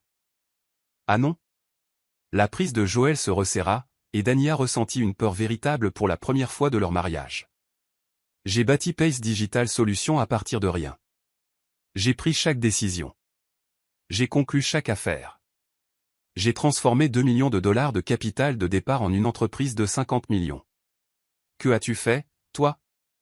Tu es resté assise à la maison à dépenser mon argent. Lâche-moi. Pas tant que tu ne te seras pas excusé. Pas tant que tu ne te souviendras pas à qui tu appartiens. Je n'appartiens à personne. Dania essaya de se dégager, mais l'autre main de Joël monta, agrippant son autre bras, la poussant contre le mur du hall. Son visage était rouge, ses yeux fous de rage et de bourbon, et de quelque chose qu'elle n'avait jamais vu auparavant, la capacité d'une violence réelle. Tu es ma femme, à moi. J'ai fait de toi quelque chose. Sans moi, tu es juste une moins que rien qui faisait de l'administratif dans la tech. Avec moi, tu es quelqu'un, tu es importante, tu comptes, et tu veux jeter tout ça? Je veux être libre de toi. La gifle partit si vite que Dania la vit à peine venir. La paume ouverte de Joël heurta son visage avec assez de force pour faire basculer sa tête sur le côté, lui fendre la lèvre et faire bourdonner ses oreilles. Pendant un moment, ils restèrent tous deux là, choqués. La main de Dania monta pour toucher sa lèvre en sang, les yeux écarquillés. La poitrine de Joël se soulevait, ses mains toujours levées, figées dans les retombées de ce qu'il venait de faire. Dania, je ne. Sa voix était étrangement calme, malgré le sang qui coulait sur sa robe de prix. Ne dis rien.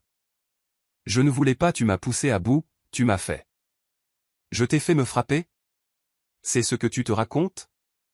L'expression de Joël oscilla rapidement entre le remords, la justification et la colère. Il lui attrapa de nouveau les bras, et cette fois il n'y avait plus rien de contrôlé. Il la secoua une fois, fort, la claquant contre le mur. Tu n'as pas le droit de me quitter. Tu n'as pas le droit de faire de moi le méchant. Je t'ai tout donné. Tu ne m'as rien donné. Cria Dania en retour, quelque chose se libérant en elle.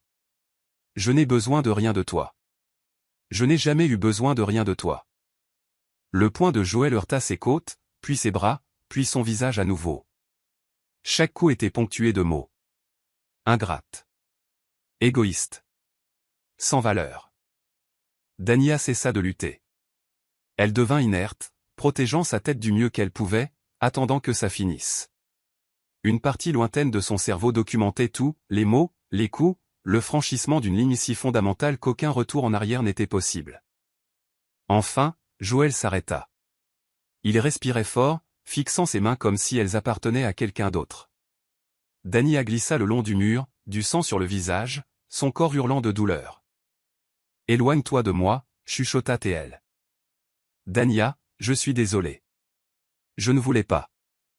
Éloigne-toi de moi, ou je jure que j'appelle la police tout de suite. » Quelque chose dans sa voix dut percer sa rage car Joël recula. Il la regarda vraiment, et ce qu'il vit le fit pâlir. Puis il se tourna et trébucha vers le salon, vers le bar, vers le Bourbon qui était devenu son compagnon le plus proche. Dania resta assise sur le sol du hall pendant un long moment, laissant la douleur la submerger, laissant la réalité de ce qui venait de se passer s'imprégner. Son mari l'avait battue. L'homme qu'elle avait aimé, en qui elle avait investi, pour qui elle s'était sacrifiée, avait levé la main sur elle avec violence. Et quelque part au milieu de la douleur, Dany a souri, non de bonheur, mais avec la certitude froide et claire de quelqu'un qui avait enfin touché le fond et découvert que ce n'était pas la fin, mais le commencement. Merci, chuchota-t-elle à personne, à elle-même, à l'univers. J'avais besoin de ça pour arrêter d'espérer. Elle se releva lentement, son corps protestant à chaque mouvement. Elle passa devant le salon où Joël était assis la tête dans les mains, devant la cuisine où ils avaient partagé 1 millier de repas, monta les escaliers vers la chambre d'amis où elle dormait depuis des mois. Elle ferma la porte à clé, sortit son téléphone, envoya 3 mots à Félix. Exécute le plan. Sa réponse fut immédiate. Déjà fait. Tout est prêt. J'appelle la police maintenant. Non, répondit Dania. Demain matin. Laisse-le se réveiller dans sa nouvelle réalité. Elle s'assit au bord du lit et fit l'inventaire de ses blessures dans le miroir. Lèvres fendues, pommettes contusionnées qui deviendraient violettes d'ici le matin, bleu se formant sur ses côtes et ses bras. Preuve, documentation, confirmation. Elle appela son médecin, celui qu'elle consultait depuis des années avant de rencontrer Joël, celui qui connaissait ses antécédents médicaux. Elle expliqua ce qui s'était passé. Le médecin insista pour la voir immédiatement, la retrouva dans une clinique privée à minuit, documenta chaque blessure avec des photographies et des notes détaillées. Quand Dania rentra chez elle à 2 heures du matin, elle trouva Joël évanoui sur le canapé, entouré de bouteilles vides.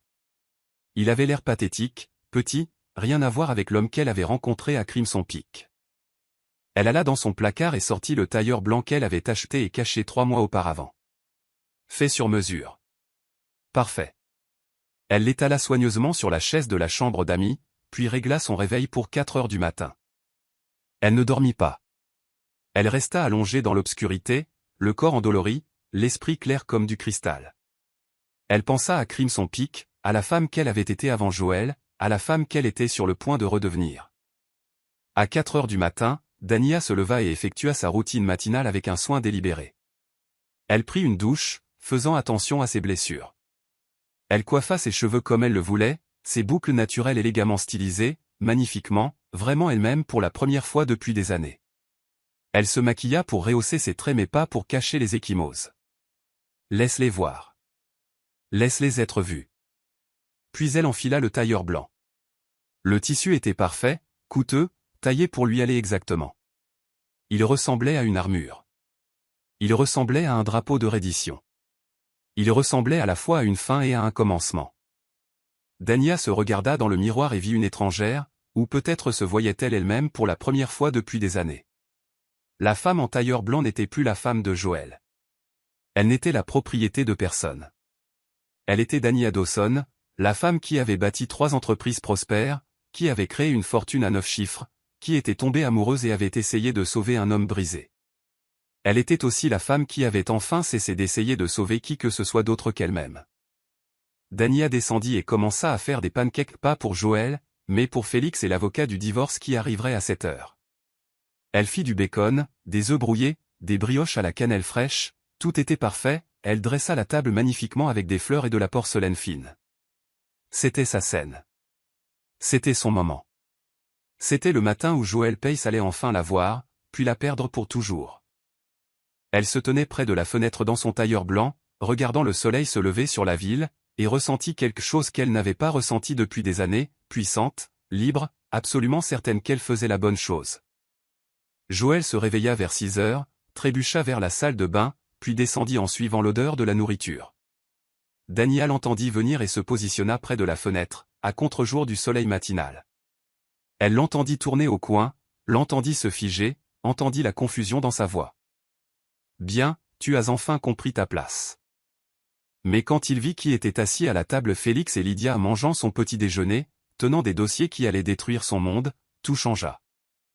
Dania se tourna depuis la fenêtre et regarda son mari, le laissa voir les bleus sur son visage, le laissa voir le tailleur blanc qui signifiait la guerre et la paix à la fois, le laissa la voir le regarder exactement pour ce qu'il était. Et elle prononça les mots qu'elle avait répétés toute la nuit. Tu voulais une femme qui connaisse sa place, Joël. Tu es sur le point d'apprendre que je n'ai jamais été en dessous de toi. Tu as toujours été en dessous de moi. L'expression sur son visage, le choc, la confusion, les premiers frémissements de la peur étaient tout ce qu'elle avait besoin de voir. C'était le matin où Joel Pace perdit tout. C'était le matin où Dania Dawson reprit tout. Chapitre 8, l'empire qu'il n'a jamais vu. 3 jours après la signification des papiers du divorce, le monde de Joel Pace continuait son effondrement spectaculaire. Il avait passé le premier jour dans un silence stupéfait, lisant les documents que Félix et Lydia avaient laissés sur sa table à manger. Chaque page était une révélation, un coup de poing dans l'estomac, un morceau de sa réalité qui s'effritait, des sociétés écrans portant le nom de Dania, des dossiers d'investissement montrant qu'elle finançait chaque mouvement commercial majeur qu'il avait fait, des communications prouvant qu'elle avait arrangé ses clients décisifs, tout son empire bâti sur sa fondation invisible à elle.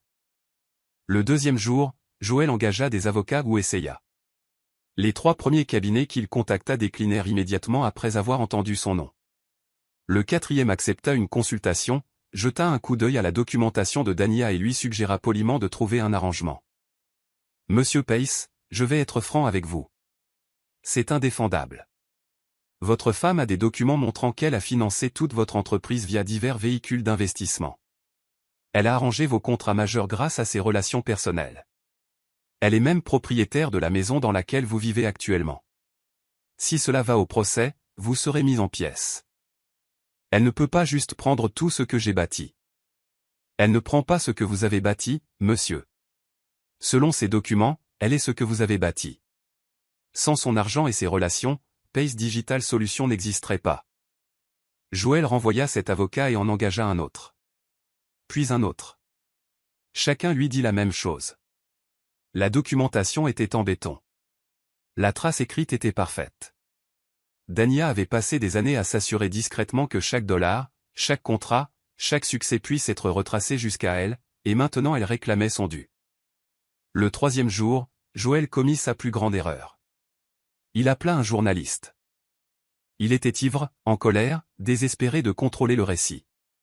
Il raconta au journaliste du Tech Business Daily que sa femme mentait, essayait de voler son entreprise, s'attribuait le mérite de son succès. Il se peignit en victime d'une épouse vénale qui voulait le détruire par méchanceté. La journaliste, une jeune femme nommée Kimberly, écouta patiemment. Puis elle dit, « Monsieur Pace, êtes-vous au courant de qui est réellement votre femme? Que voulez-vous dire? Elle est juste. Dania Dawson. Elle a vendu sa première start-up, une plateforme d'analyse mobile, pour 15 millions de dollars quand elle avait 26 ans. Sa deuxième entreprise, un cabinet de conseil en expérience utilisateur, est parti pour 38 millions. Sa troisième entreprise, un outil de visualisation de données, a été vendu pour 89 millions. Elle a fait la une de Forbes, Fast Company et Tech Innovator. Elle est conférencière principale lors de conférences industrielles, ou l'était, avant de disparaître de la scène publique il y a environ 5 ans. La bouche de Joel devint sèche. Ce n'est pas, ça ne peut pas être. Monsieur Pace, votre femme est l'une des entrepreneurs tech les plus prospères de sa génération. Sa fortune est estimée à 340 millions de dollars. Et selon les registres publics, elle finance votre entreprise depuis sa création. Souhaitez-vous commenter sur la raison pour laquelle vous avez raconté aux gens qu'elle faisait du travail administratif de bas niveau avant de vous épouser? Joel raccrocha. L'article fut publié le lendemain matin. Le bienfaiteur caché du magnate de la tech, la philanthropie secrète de Dania Dawson révélée, titrait-il avec des photos côte à côte. Dania à l'époque de la tech, confiante et puissante au podium d'une conférence, à côté d'une photo récente d'elle à l'un des galas de charité de Joel, effacée et silencieuse à ses côtés. L'article devint viral. D'autres journalistes commencèrent à creuser. Ils trouvèrent les sociétés écrans. Ils interviewèrent des gens qui avaient travaillé avec Dania à l'époque, qui exprimèrent leur choc face à sa disparition. Ils parlèrent à des initiés de l'industrie, qui confirmèrent qu'elle avait arrangé les contrats majeurs de Joel. Ils sortirent des dossiers financiers montrant le flux d'argent de ses comptes vers son entreprise, et ils rapportèrent l'incident de violence conjugale.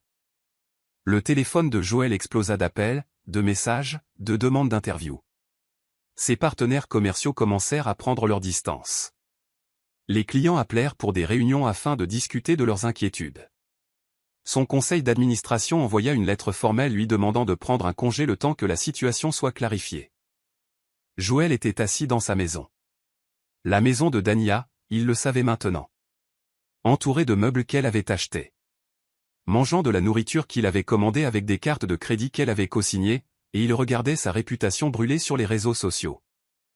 Les gens le traitaient d'imposteur, d'agresseur, d'homme qui avait bâti son succès sur l'argent et les relations de sa femme tout en la traitant comme une propriété. Ils exigeaient sa démission de son entreprise. Ils appelaient à son renvoi des conseils et comités. Ils s'organisaient point le boycott. Joël voulait riposter, mais chaque avocat lui répétait la même chose. Tais-toi. Accepte le divorce. Espère sauver quelques miettes du naufrage. Le 4e jour, Joël reçut un email. De Félix. Pas d'objet. Juste 3 phrases. Tout contrat est nul. Chaque actif est restitué à son propriétaire légitime. J'avais dit à Dania, il y a 7 ans, que tu lui briserais le cœur. Je lui avais promis, il y a 7 ans, que lorsque tu le ferais, je m'assurerais que tu ne profiterais jamais de sa douleur. Cette promesse est désormais tenue. Joël fixa cet email pendant 1 heure, frappé par sa froide finalité, par la stratégie de longue haleine que Félix avait jouée, protéger Dania alors même qu'elle protégeait Joël. Il réalisa qu'il avait été entouré de gens qui le voyaient tel qu'il était et qu'il avait laissé courir à sa perte malgré tout. Ce soir-là, Joël conduisit jusqu'à Crimson Peak. Il se tint au belvédère où il avait rencontré Dania 7 ans plus tôt, là où sa vie avait véritablement commencé, même s'il avait été trop désespéré pour s'en rendre compte à l'époque. Le soleil se couchait dans ces mêmes couleurs invraisemblables, peignant le ciel de feu, de violence et de beauté, tout à la fois. Joël repensa à ce jour-là, au moment où il se tenait au bord du gouffre, brisé, envisageant d'en finir, et à cette peintre aux pieds nus qui l'avait fait rire, qui avait partagé sa nourriture, qui avait dansé avec lui au sommet de cette falaise comme s'il avait de la valeur. Elle l'avait sauvé ce jour-là, et il avait passé les 7 années suivantes à détruire la femme qu'il avait sauvée. Joël tomba à genoux sur le sol rocailleux et sanglota. Non pas pour l'entreprise qu'il perdait, ni pour sa réputation en ruine, ni pour l'argent, le statut ou le succès. Il pleurait pour elle, pour Dania, pour la femme qu'il avait aimée quand il ne possédait rien, qui avait cru en lui quand il ne croyait pas en lui-même, qui avait bâti un empire entier pour le lui offrir avec un ruban, simplement parce qu'elle le pensait bon, parce qu'elle avait vu du potentiel en lui. Et il l'avait traité comme une propriété, comme un accessoire, comme un rien. Je suis désolé, chuchota Joël au vent, à la vallée, aux fantômes de ce qu'ils avaient été. Je suis tellement désolé. Mais les excuses arrivaient avec 7 ans de retard. Les excuses n'effaçaient pas les bleus. Les excuses n'effaçaient pas la violence verbale, le mépris, ni la nuit où il avait levé la main sur elle. Désolé n'était qu'un mot de plus que Joël Pace pensait pouvoir utiliser pour acheter ce qu'il voulait. Joël rentra chez lui alors que l'obscurité tombait. Son téléphone était saturé de messages de journalistes, d'avocats, d'anciens amis prenant leur distance. Le conseil d'administration avait officiellement voté sa destitution de son poste de PDG. Son entreprise, celle de Dania, en réalité allait être démantelée ou vendue, ses actifs restitués à leur véritable propriétaire. Il s'assit dans le salon de cette maison qu'il n'avait jamais vraiment possédée et réalisa qu'il n'avait plus rien. Il avait de nouveau 28 ans, fauché, désespéré et complètement seul. Sauf que cette fois, il n'y avait pas de peintre aux pieds nus pour le sauver, pas de femme aux mains tachées de peinture et à l'espoir impossible, pas de Dania pour croire qu'il pouvait être meilleur qu'il ne l'était. Cette fois, Joël Pace devrait se sauver lui-même, s'il le pouvait, et s'il le méritait. Chapitre 9, la femme qui bâtissait des cathédrales. 6 mois après la finalisation du divorce, Dania Dawson se tenait dans un petit studio surplombant l'océan Pacifique, regardant le lever du soleil peindre l'eau de nuances roses et dorées. L'appartement était minuscule comparé à la maison qu'elle avait laissée derrière elle, une chambre, une kitchenette, un espace de vie à peine assez grand pour un canapé et son chevalet. Mais c'était le sien. Vraiment, authentiquement le sien. Elle l'avait loué sous son propre nom, meublé avec des pièces qu'elle avait choisies, remplies de ses toiles, de ses livres et du son de sa propre respiration. Pour la première fois en 5 ans, Dania était seule, et cela avait le goût de la liberté. Le divorce avait été rapide une fois que Joël avait cessé de se battre. Il avait tout signé, n'avait rien pris, et avait disparu de sa vie aussi complètement qu'elle avait autrefois disparu dans la sienne. Dania avait appris par Félix que Joël avait déménagé à l'autre bout du pays, pris un emploi ordinaire dans une entreprise technologique moyenne, et qu'il vivait simplement et discrètement. Elle ne ressentait rien à ce sujet. Pas de satisfaction, pas de vindicte, pas même de colère désormais. Joel Pace était devenu un chapitre de son histoire, pas le livre entier, et elle était passée à l'écriture de nouvelles pages. Dania s'était installée dans une petite ville côtière où personne ne connaissait son nom ni son passé. Elle laissait son argent fructifier via les investissements gérés par Félix et vivait d'une modeste rente qui couvrait ses besoins simples. Elle portait les vêtements qu'elle choisissait, jeans et chemises tachées de peinture, robes d'été légères comme la liberté et ses cheveux naturels, sauvages et magnifiques, étant enfin complètement elle-même. Elle peignait tous les jours, les levers de soleil depuis sa fenêtre, la plage à marée basse, les inconnus rencontrés dans les cafés. Elle vendait quelques œuvres à une galerie locale sous un pseudonyme, les prix basés sur l'art lui-même, non sur la signature. L'argent importait peu. Ce qui comptait, c'était de créer à nouveau, d'offrir sa vision au monde, de se rappeler qui elle était avant d'avoir essayé de devenir l'idéal de quelqu'un d'autre. Le jeudi soir, Dania donnait un cours d'art communautaire au centre de loisirs local, pour des débutants, principalement des personnes âgées ou des enfants dont les parents ne pouvaient s'offrir des cours privés. Elle ne faisait rien payer, se contentant d'apporter le matériel, ses encouragements et la conviction que tout le monde méritait de créer. C'est là qu'elle le rencontra. Kwame Baptiste apparut dans sa classe un jeudi d'octobre, s'excusant de son retard. C'était un homme d'une quarantaine d'années au regard bienveillant, aux cheveux coupés courts grisonnants aux tempes, et aux mains qui bougeaient avec une précision soignée. Il portait un jean éclaboussé de peinture et une chemise qui avait connu des jours meilleurs. « Reste-t-il de la place ?» demanda-t-il avec un accent qui portait la musique d'un ailleurs. J'ai vu le flyer et je me suis dit que ce soir, je devrais peut-être essayer quelque chose de nouveau. Il y a toujours de la place, répondit Dania en désignant un chevalet vide. Kwame revint la semaine suivante, puis celle d'après. Il était un piètre peintre, tout en lignes rigides et en coups de pinceau hésitants, mais il venait assidûment, travaillait avec diligence et restait toujours après le cours pour aider à nettoyer les pinceaux et empiler les chaises. Lors de sa 4e semaine, Dania demanda. « Que faites-vous dans la vie, Kwame, quand vous n'êtes pas en train de massacrer des toiles innocentes ?» Il rit, un son chaleureux qui emplit toute la pièce. « Je suis architecte. Je conçois des bâtiments, j'essaie de créer des espaces où les gens se sentent en sécurité, vus, valorisés. Bien que je commence à penser que je comprends mieux la structure que la couleur. L'architecture et la peinture ne sont pas si différentes. Toutes deux parlent de vision, de voir ce qui pourrait exister et de le rendre réel. Oui, mais quand je fais des erreurs avec des bâtiments, elles n'ont pas l'air aussi tragiques. » Il désigna sa toile, qui était en effet un désastre de couleurs boueuses et de composition incertaine. « Laissez-moi deviner, vous êtes trop concentré sur le fait de bien faire, vous réfléchissez au lieu de ressentir. » Comment le savez-vous ? Parce que c'est ce que font les gens prudents, ceux qui construisent des choses pour gagner leur vie, qui comprennent les conséquences. Vous essayez de contrôler la peinture au lieu de danser avec elle. Kwame l'étudia pensivement. Et vous ? Que faites-vous quand vous n'enseignez pas à des catastrophes comme moi ? Je peins. Je regarde les levers de soleil. J'essaie de me rappeler ce que signifie exister sans être en représentation. Quelque chose dans son expression changea, comme s'il avait entendu les mots cachés derrière ces mots. Cela ressemble à une sagesse durement acquise. Celle qui coûte cher, acquiesça Dania. Après cela, ils commencèrent à discuter davantage. Kwame arrivait tôt en cours, aidait Dania à s'installer, lui parlait de ses projets actuels. Il concevait un centre communautaire pour un quartier défavorisé, travaillant pour moins d'argent qu'il ne pourrait en gagner ailleurs parce que le projet avait du sens. Il parlait de l'architecture comme d'un service, comme un moyen de créer de la dignité par l'espace. Dania se surprit à attendre les jeudis avec impatience, à remarquer quand Kwame riait, comment tout son visage s'illuminait, à ressentir quelque chose qu'elle croyait mort lorsque Joël l'avait frappé, la possibilité d'une connexion sans peur. Il fallut 3 mois à Kwame pour l'inviter à prendre un café.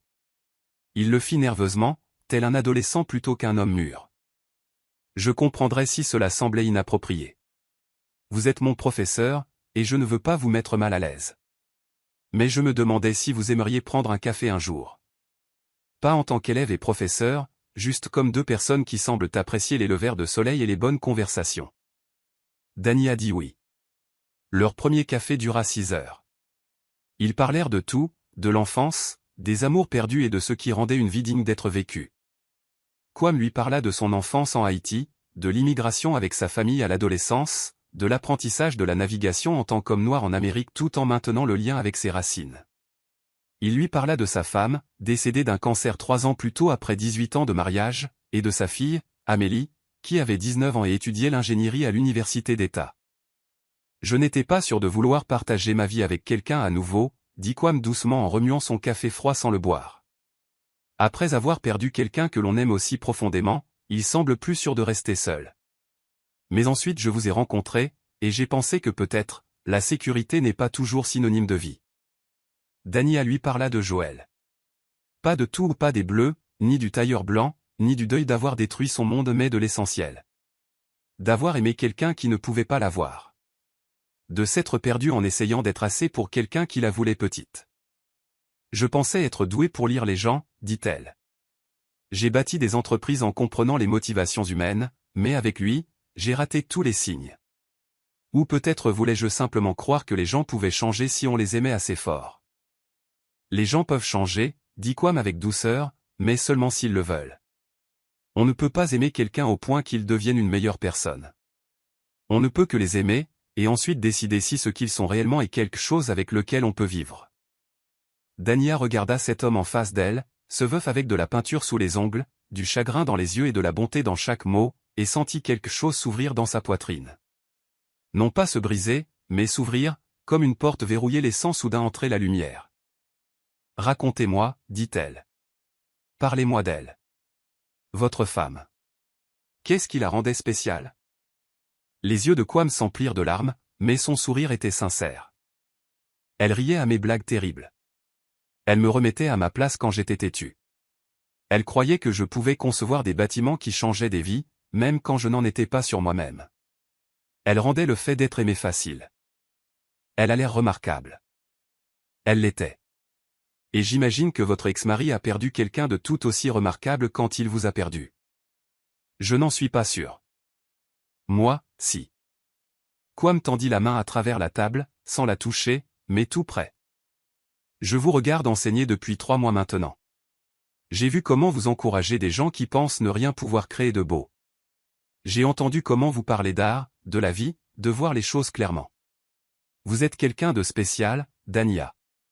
Quoi qu'il n'ait pas su voir, c'était sa cécité, pas votre insuffisance. Dania pleura juste là, dans le café. Non de douleur, mais sous le choc d'être vue à nouveau vraiment vue. Pas pour ce qu'elle pouvait offrir ou pour l'importance qu'elle pouvait donner à l'autre, mais vue pour ce qu'elle était réellement. Quam lui tendit des serviettes et attendit patiemment qu'elle se reprenne. « Je suis désolé, dit-elle. C'était humain, l'interrompit-il. C'était humain. Ne vous excusez pas d'être humaine. Ils commencèrent à se fréquenter lentement, prudemment. Quam la présenta à Amélie lors d'un dîner dominical. Sa fille était brillante et sur la défensive, clairement protectrice envers son père. Mais elle s'adoucit envers Dania lorsqu'elle réalisa que celle-ci n'essayait pas de remplacer sa mère ni de précipiter les choses. « Papa dit que tu es une artiste, » dit Amélie en aidant à débarrasser la table après le repas. « J'essaie. La plupart du temps, je fais des dégâts et j'espère que certains se transformeront en quelque chose de significatif. Il dit aussi que tu es la première personne qu'il a rencontrée depuis la mort de maman qui lui rappelle pourquoi vivre est important. » Dania regarda cette jeune fille féroce et endeuillée qui protégeait son père. « Ton père est l'une des personnes les plus gentilles que j'ai jamais rencontrées. Mais tu n'as pas à t'inquiéter. Je n'essaie de rien vous prendre, ni à l'un ni à l'autre. J'essaie juste de voir où cela nous mène. » Bien, dit Amélie. Parce que si tu le blesses, je sais comment cacher des corps. Compétence d'ingénieur. Elles se fixèrent un instant, puis éclatèrent toutes deux de rire. Dania et Quam bâtirent leur relation avec intention. Pas de précipitation, pas de supposition. Juste du temps passé ensemble, à apprendre le rythme de l'autre. Ils eurent des dîners en amoureux, des randonnées, et des rendez-vous où ils restaient simplement assis dans un silence confortable, lisant dans la même pièce. Lors de leur 3e rendez-vous, Quam l'emmena sur un chantier à l'aube. « Je veux te montrer quelque chose que la plupart des gens ne voient jamais. » Ils montèrent sur un échafaudage jusqu'au dernier étage d'un centre communautaire inachevé qu'il avait conçu. Le bâtiment n'était qu'acier, béton et possibilités, les étages ouverts sur le ciel. Ils se tinrent à ce qui deviendrait une fenêtre, harnachée en toute sécurité, et regardèrent le soleil se lever à travers le squelette de sa vision. « C'est ma partie préférée, dit doucement Quam. quand c'est encore en devenir. Encore plein de possibilités. Avant que quiconque n'ait décidé de ce que cela signifie ou de comment cela doit être utilisé. En ce moment même, cela pourrait devenir n'importe quoi. Dania le regarda, cet homme qui construisait des espaces pour que les gens s'épanouissent, qui comprenait que beauté et fonction n'étaient pas opposés mais partenaires, et elle se sentit tomber amoureuse. Non pas de cet amour désespéré et dévorant qu'elle avait ressenti pour Joël, mais de quelque chose de plus stable, plus profond, plus réel. Elle l'embrassa là, à 12 mètres du sol, alors que le lever du soleil peignait les murs inachevés d'or et de rose. Quand ils se séparèrent, Quam souriait. « Je n'étais pas sûr que tu ressentes la même chose. Je n'étais pas sûr de pouvoir ressentir ça à nouveau, admit Dania, mais tu me donnes envie d'essayer. Tu me donnes envie de construire au lieu de briser. Alors bâtissons, dit simplement Quam. Quoi que nous créions ensemble, assurons-nous que ce soit honnête. Pas de faux semblants, pas de comédie, juste deux personnes entières choisissant de partager un espace. Cette nuit-là, Dania lui raconta tout. Son argent, ses entreprises, Joël, le tailleur blanc, tout. Elle étala son histoire comme des cartes sur une table et attendit de voir si cela l'effraierait. Quam écouta sans l'interrompre. Quand elle eut fini, il resta silencieux un long moment. « Merci de m'avoir confié ton histoire, dit-il finalement. Maintenant, laisse-moi te raconter la mienne. » Il lui parla de la perte de sa femme, des mois qui suivirent où il ne pouvait rien dessiner parce que la beauté lui semblait être une trahison, d'Amélie qu'il avait tirée de son chagrin, le forçant à continuer de vivre quand il voulait s'arrêter, du lent rappel qu'aimer quelqu'un et le perdre ne signifiait pas que l'amour lui-même était vain. « Nous savons tous les deux ce que signifie recommencer, dit-il.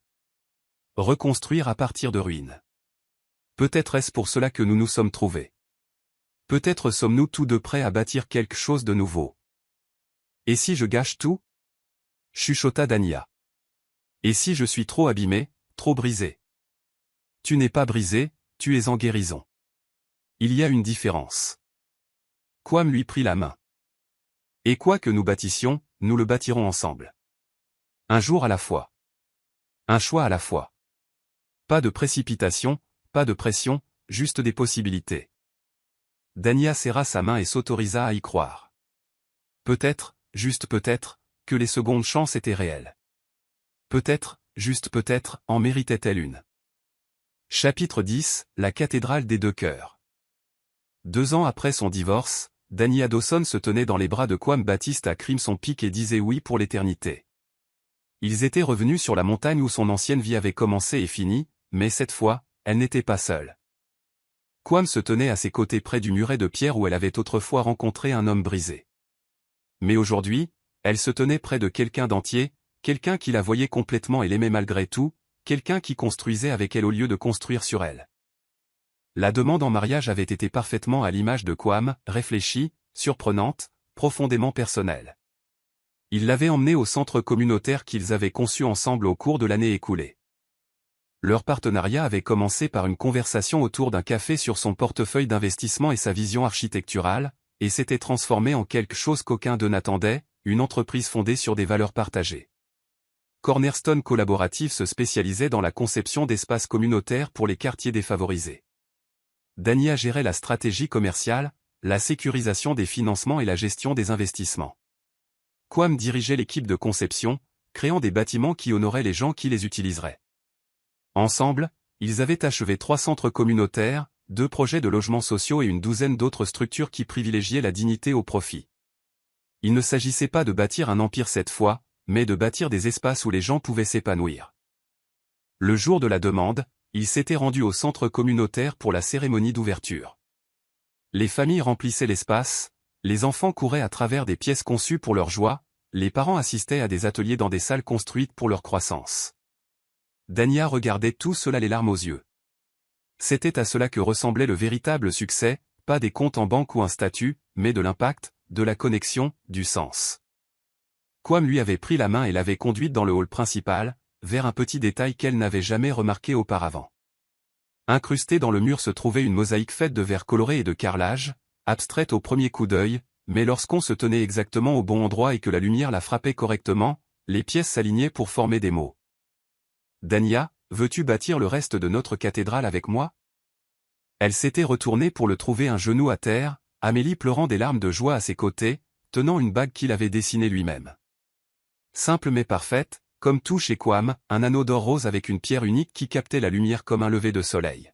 « Je ne te demande pas de me compléter, » avait dit Quam, la voix tremblant légèrement.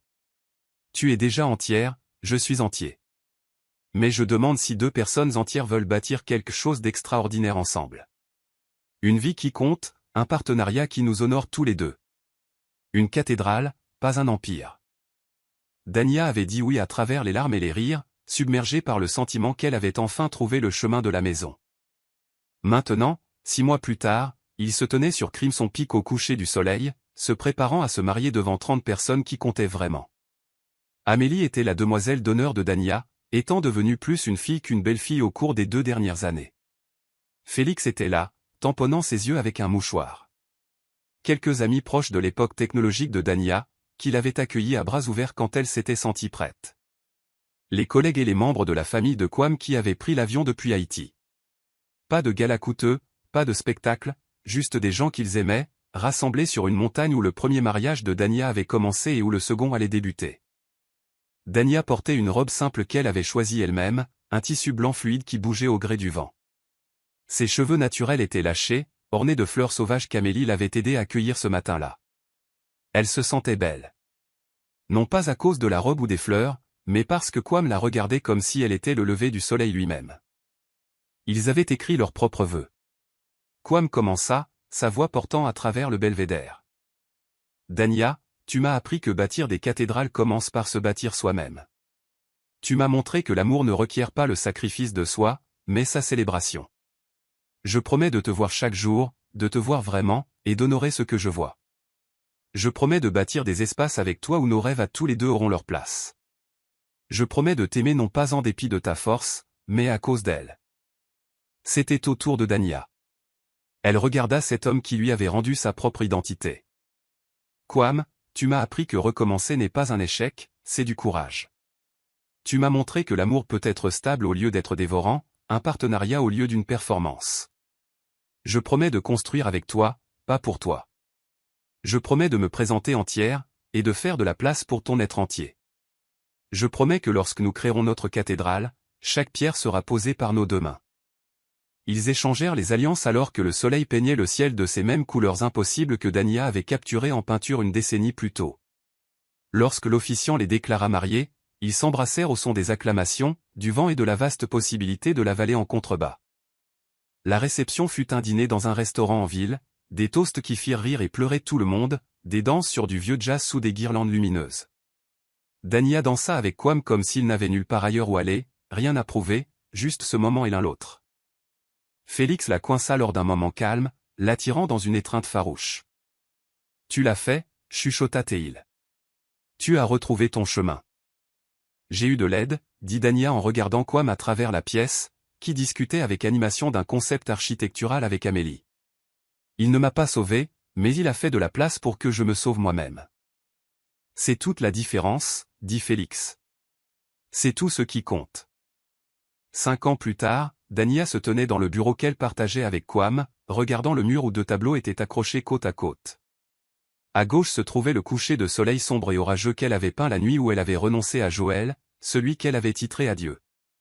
À droite se trouvait la peinture de son jour de mariage, lumineuse, pleine d'espoir et de clarté. Même lieu, cœur différent, vie différente. Cornerstone Collaborative était devenue une entité reconnue au niveau national. Ils avaient conçu 50 centres communautaires, des dizaines de projets de logements sociaux, des espaces qui changeaient des vies à travers le pays. Ils travaillaient côte à côte chaque jour, se défiaient, se soutenaient, bâtissaient quelque chose qui comptait au-delà d'eux-mêmes. Dania peignait toujours, Quam concevait toujours des bâtiments, mais leur plus belle création était la vie qu'ils avaient bâtie ensemble, désordonnée, réelle et complètement honnête. Ce soir-là, travaillant tard sur une proposition pour un nouveau projet, Quam leva les yeux de ses plans et posa la question qu'il avait posée quelques fois au fil des ans. « Penses-tu encore à lui » Dania y réfléchit honnêtement. « Parfois. Plus avec colère désormais. Juste de la tristesse pour ce qu'il aurait pu être s'il avait été prêt à faire le travail, s'il avait valorisé le partenariat plutôt que la possession.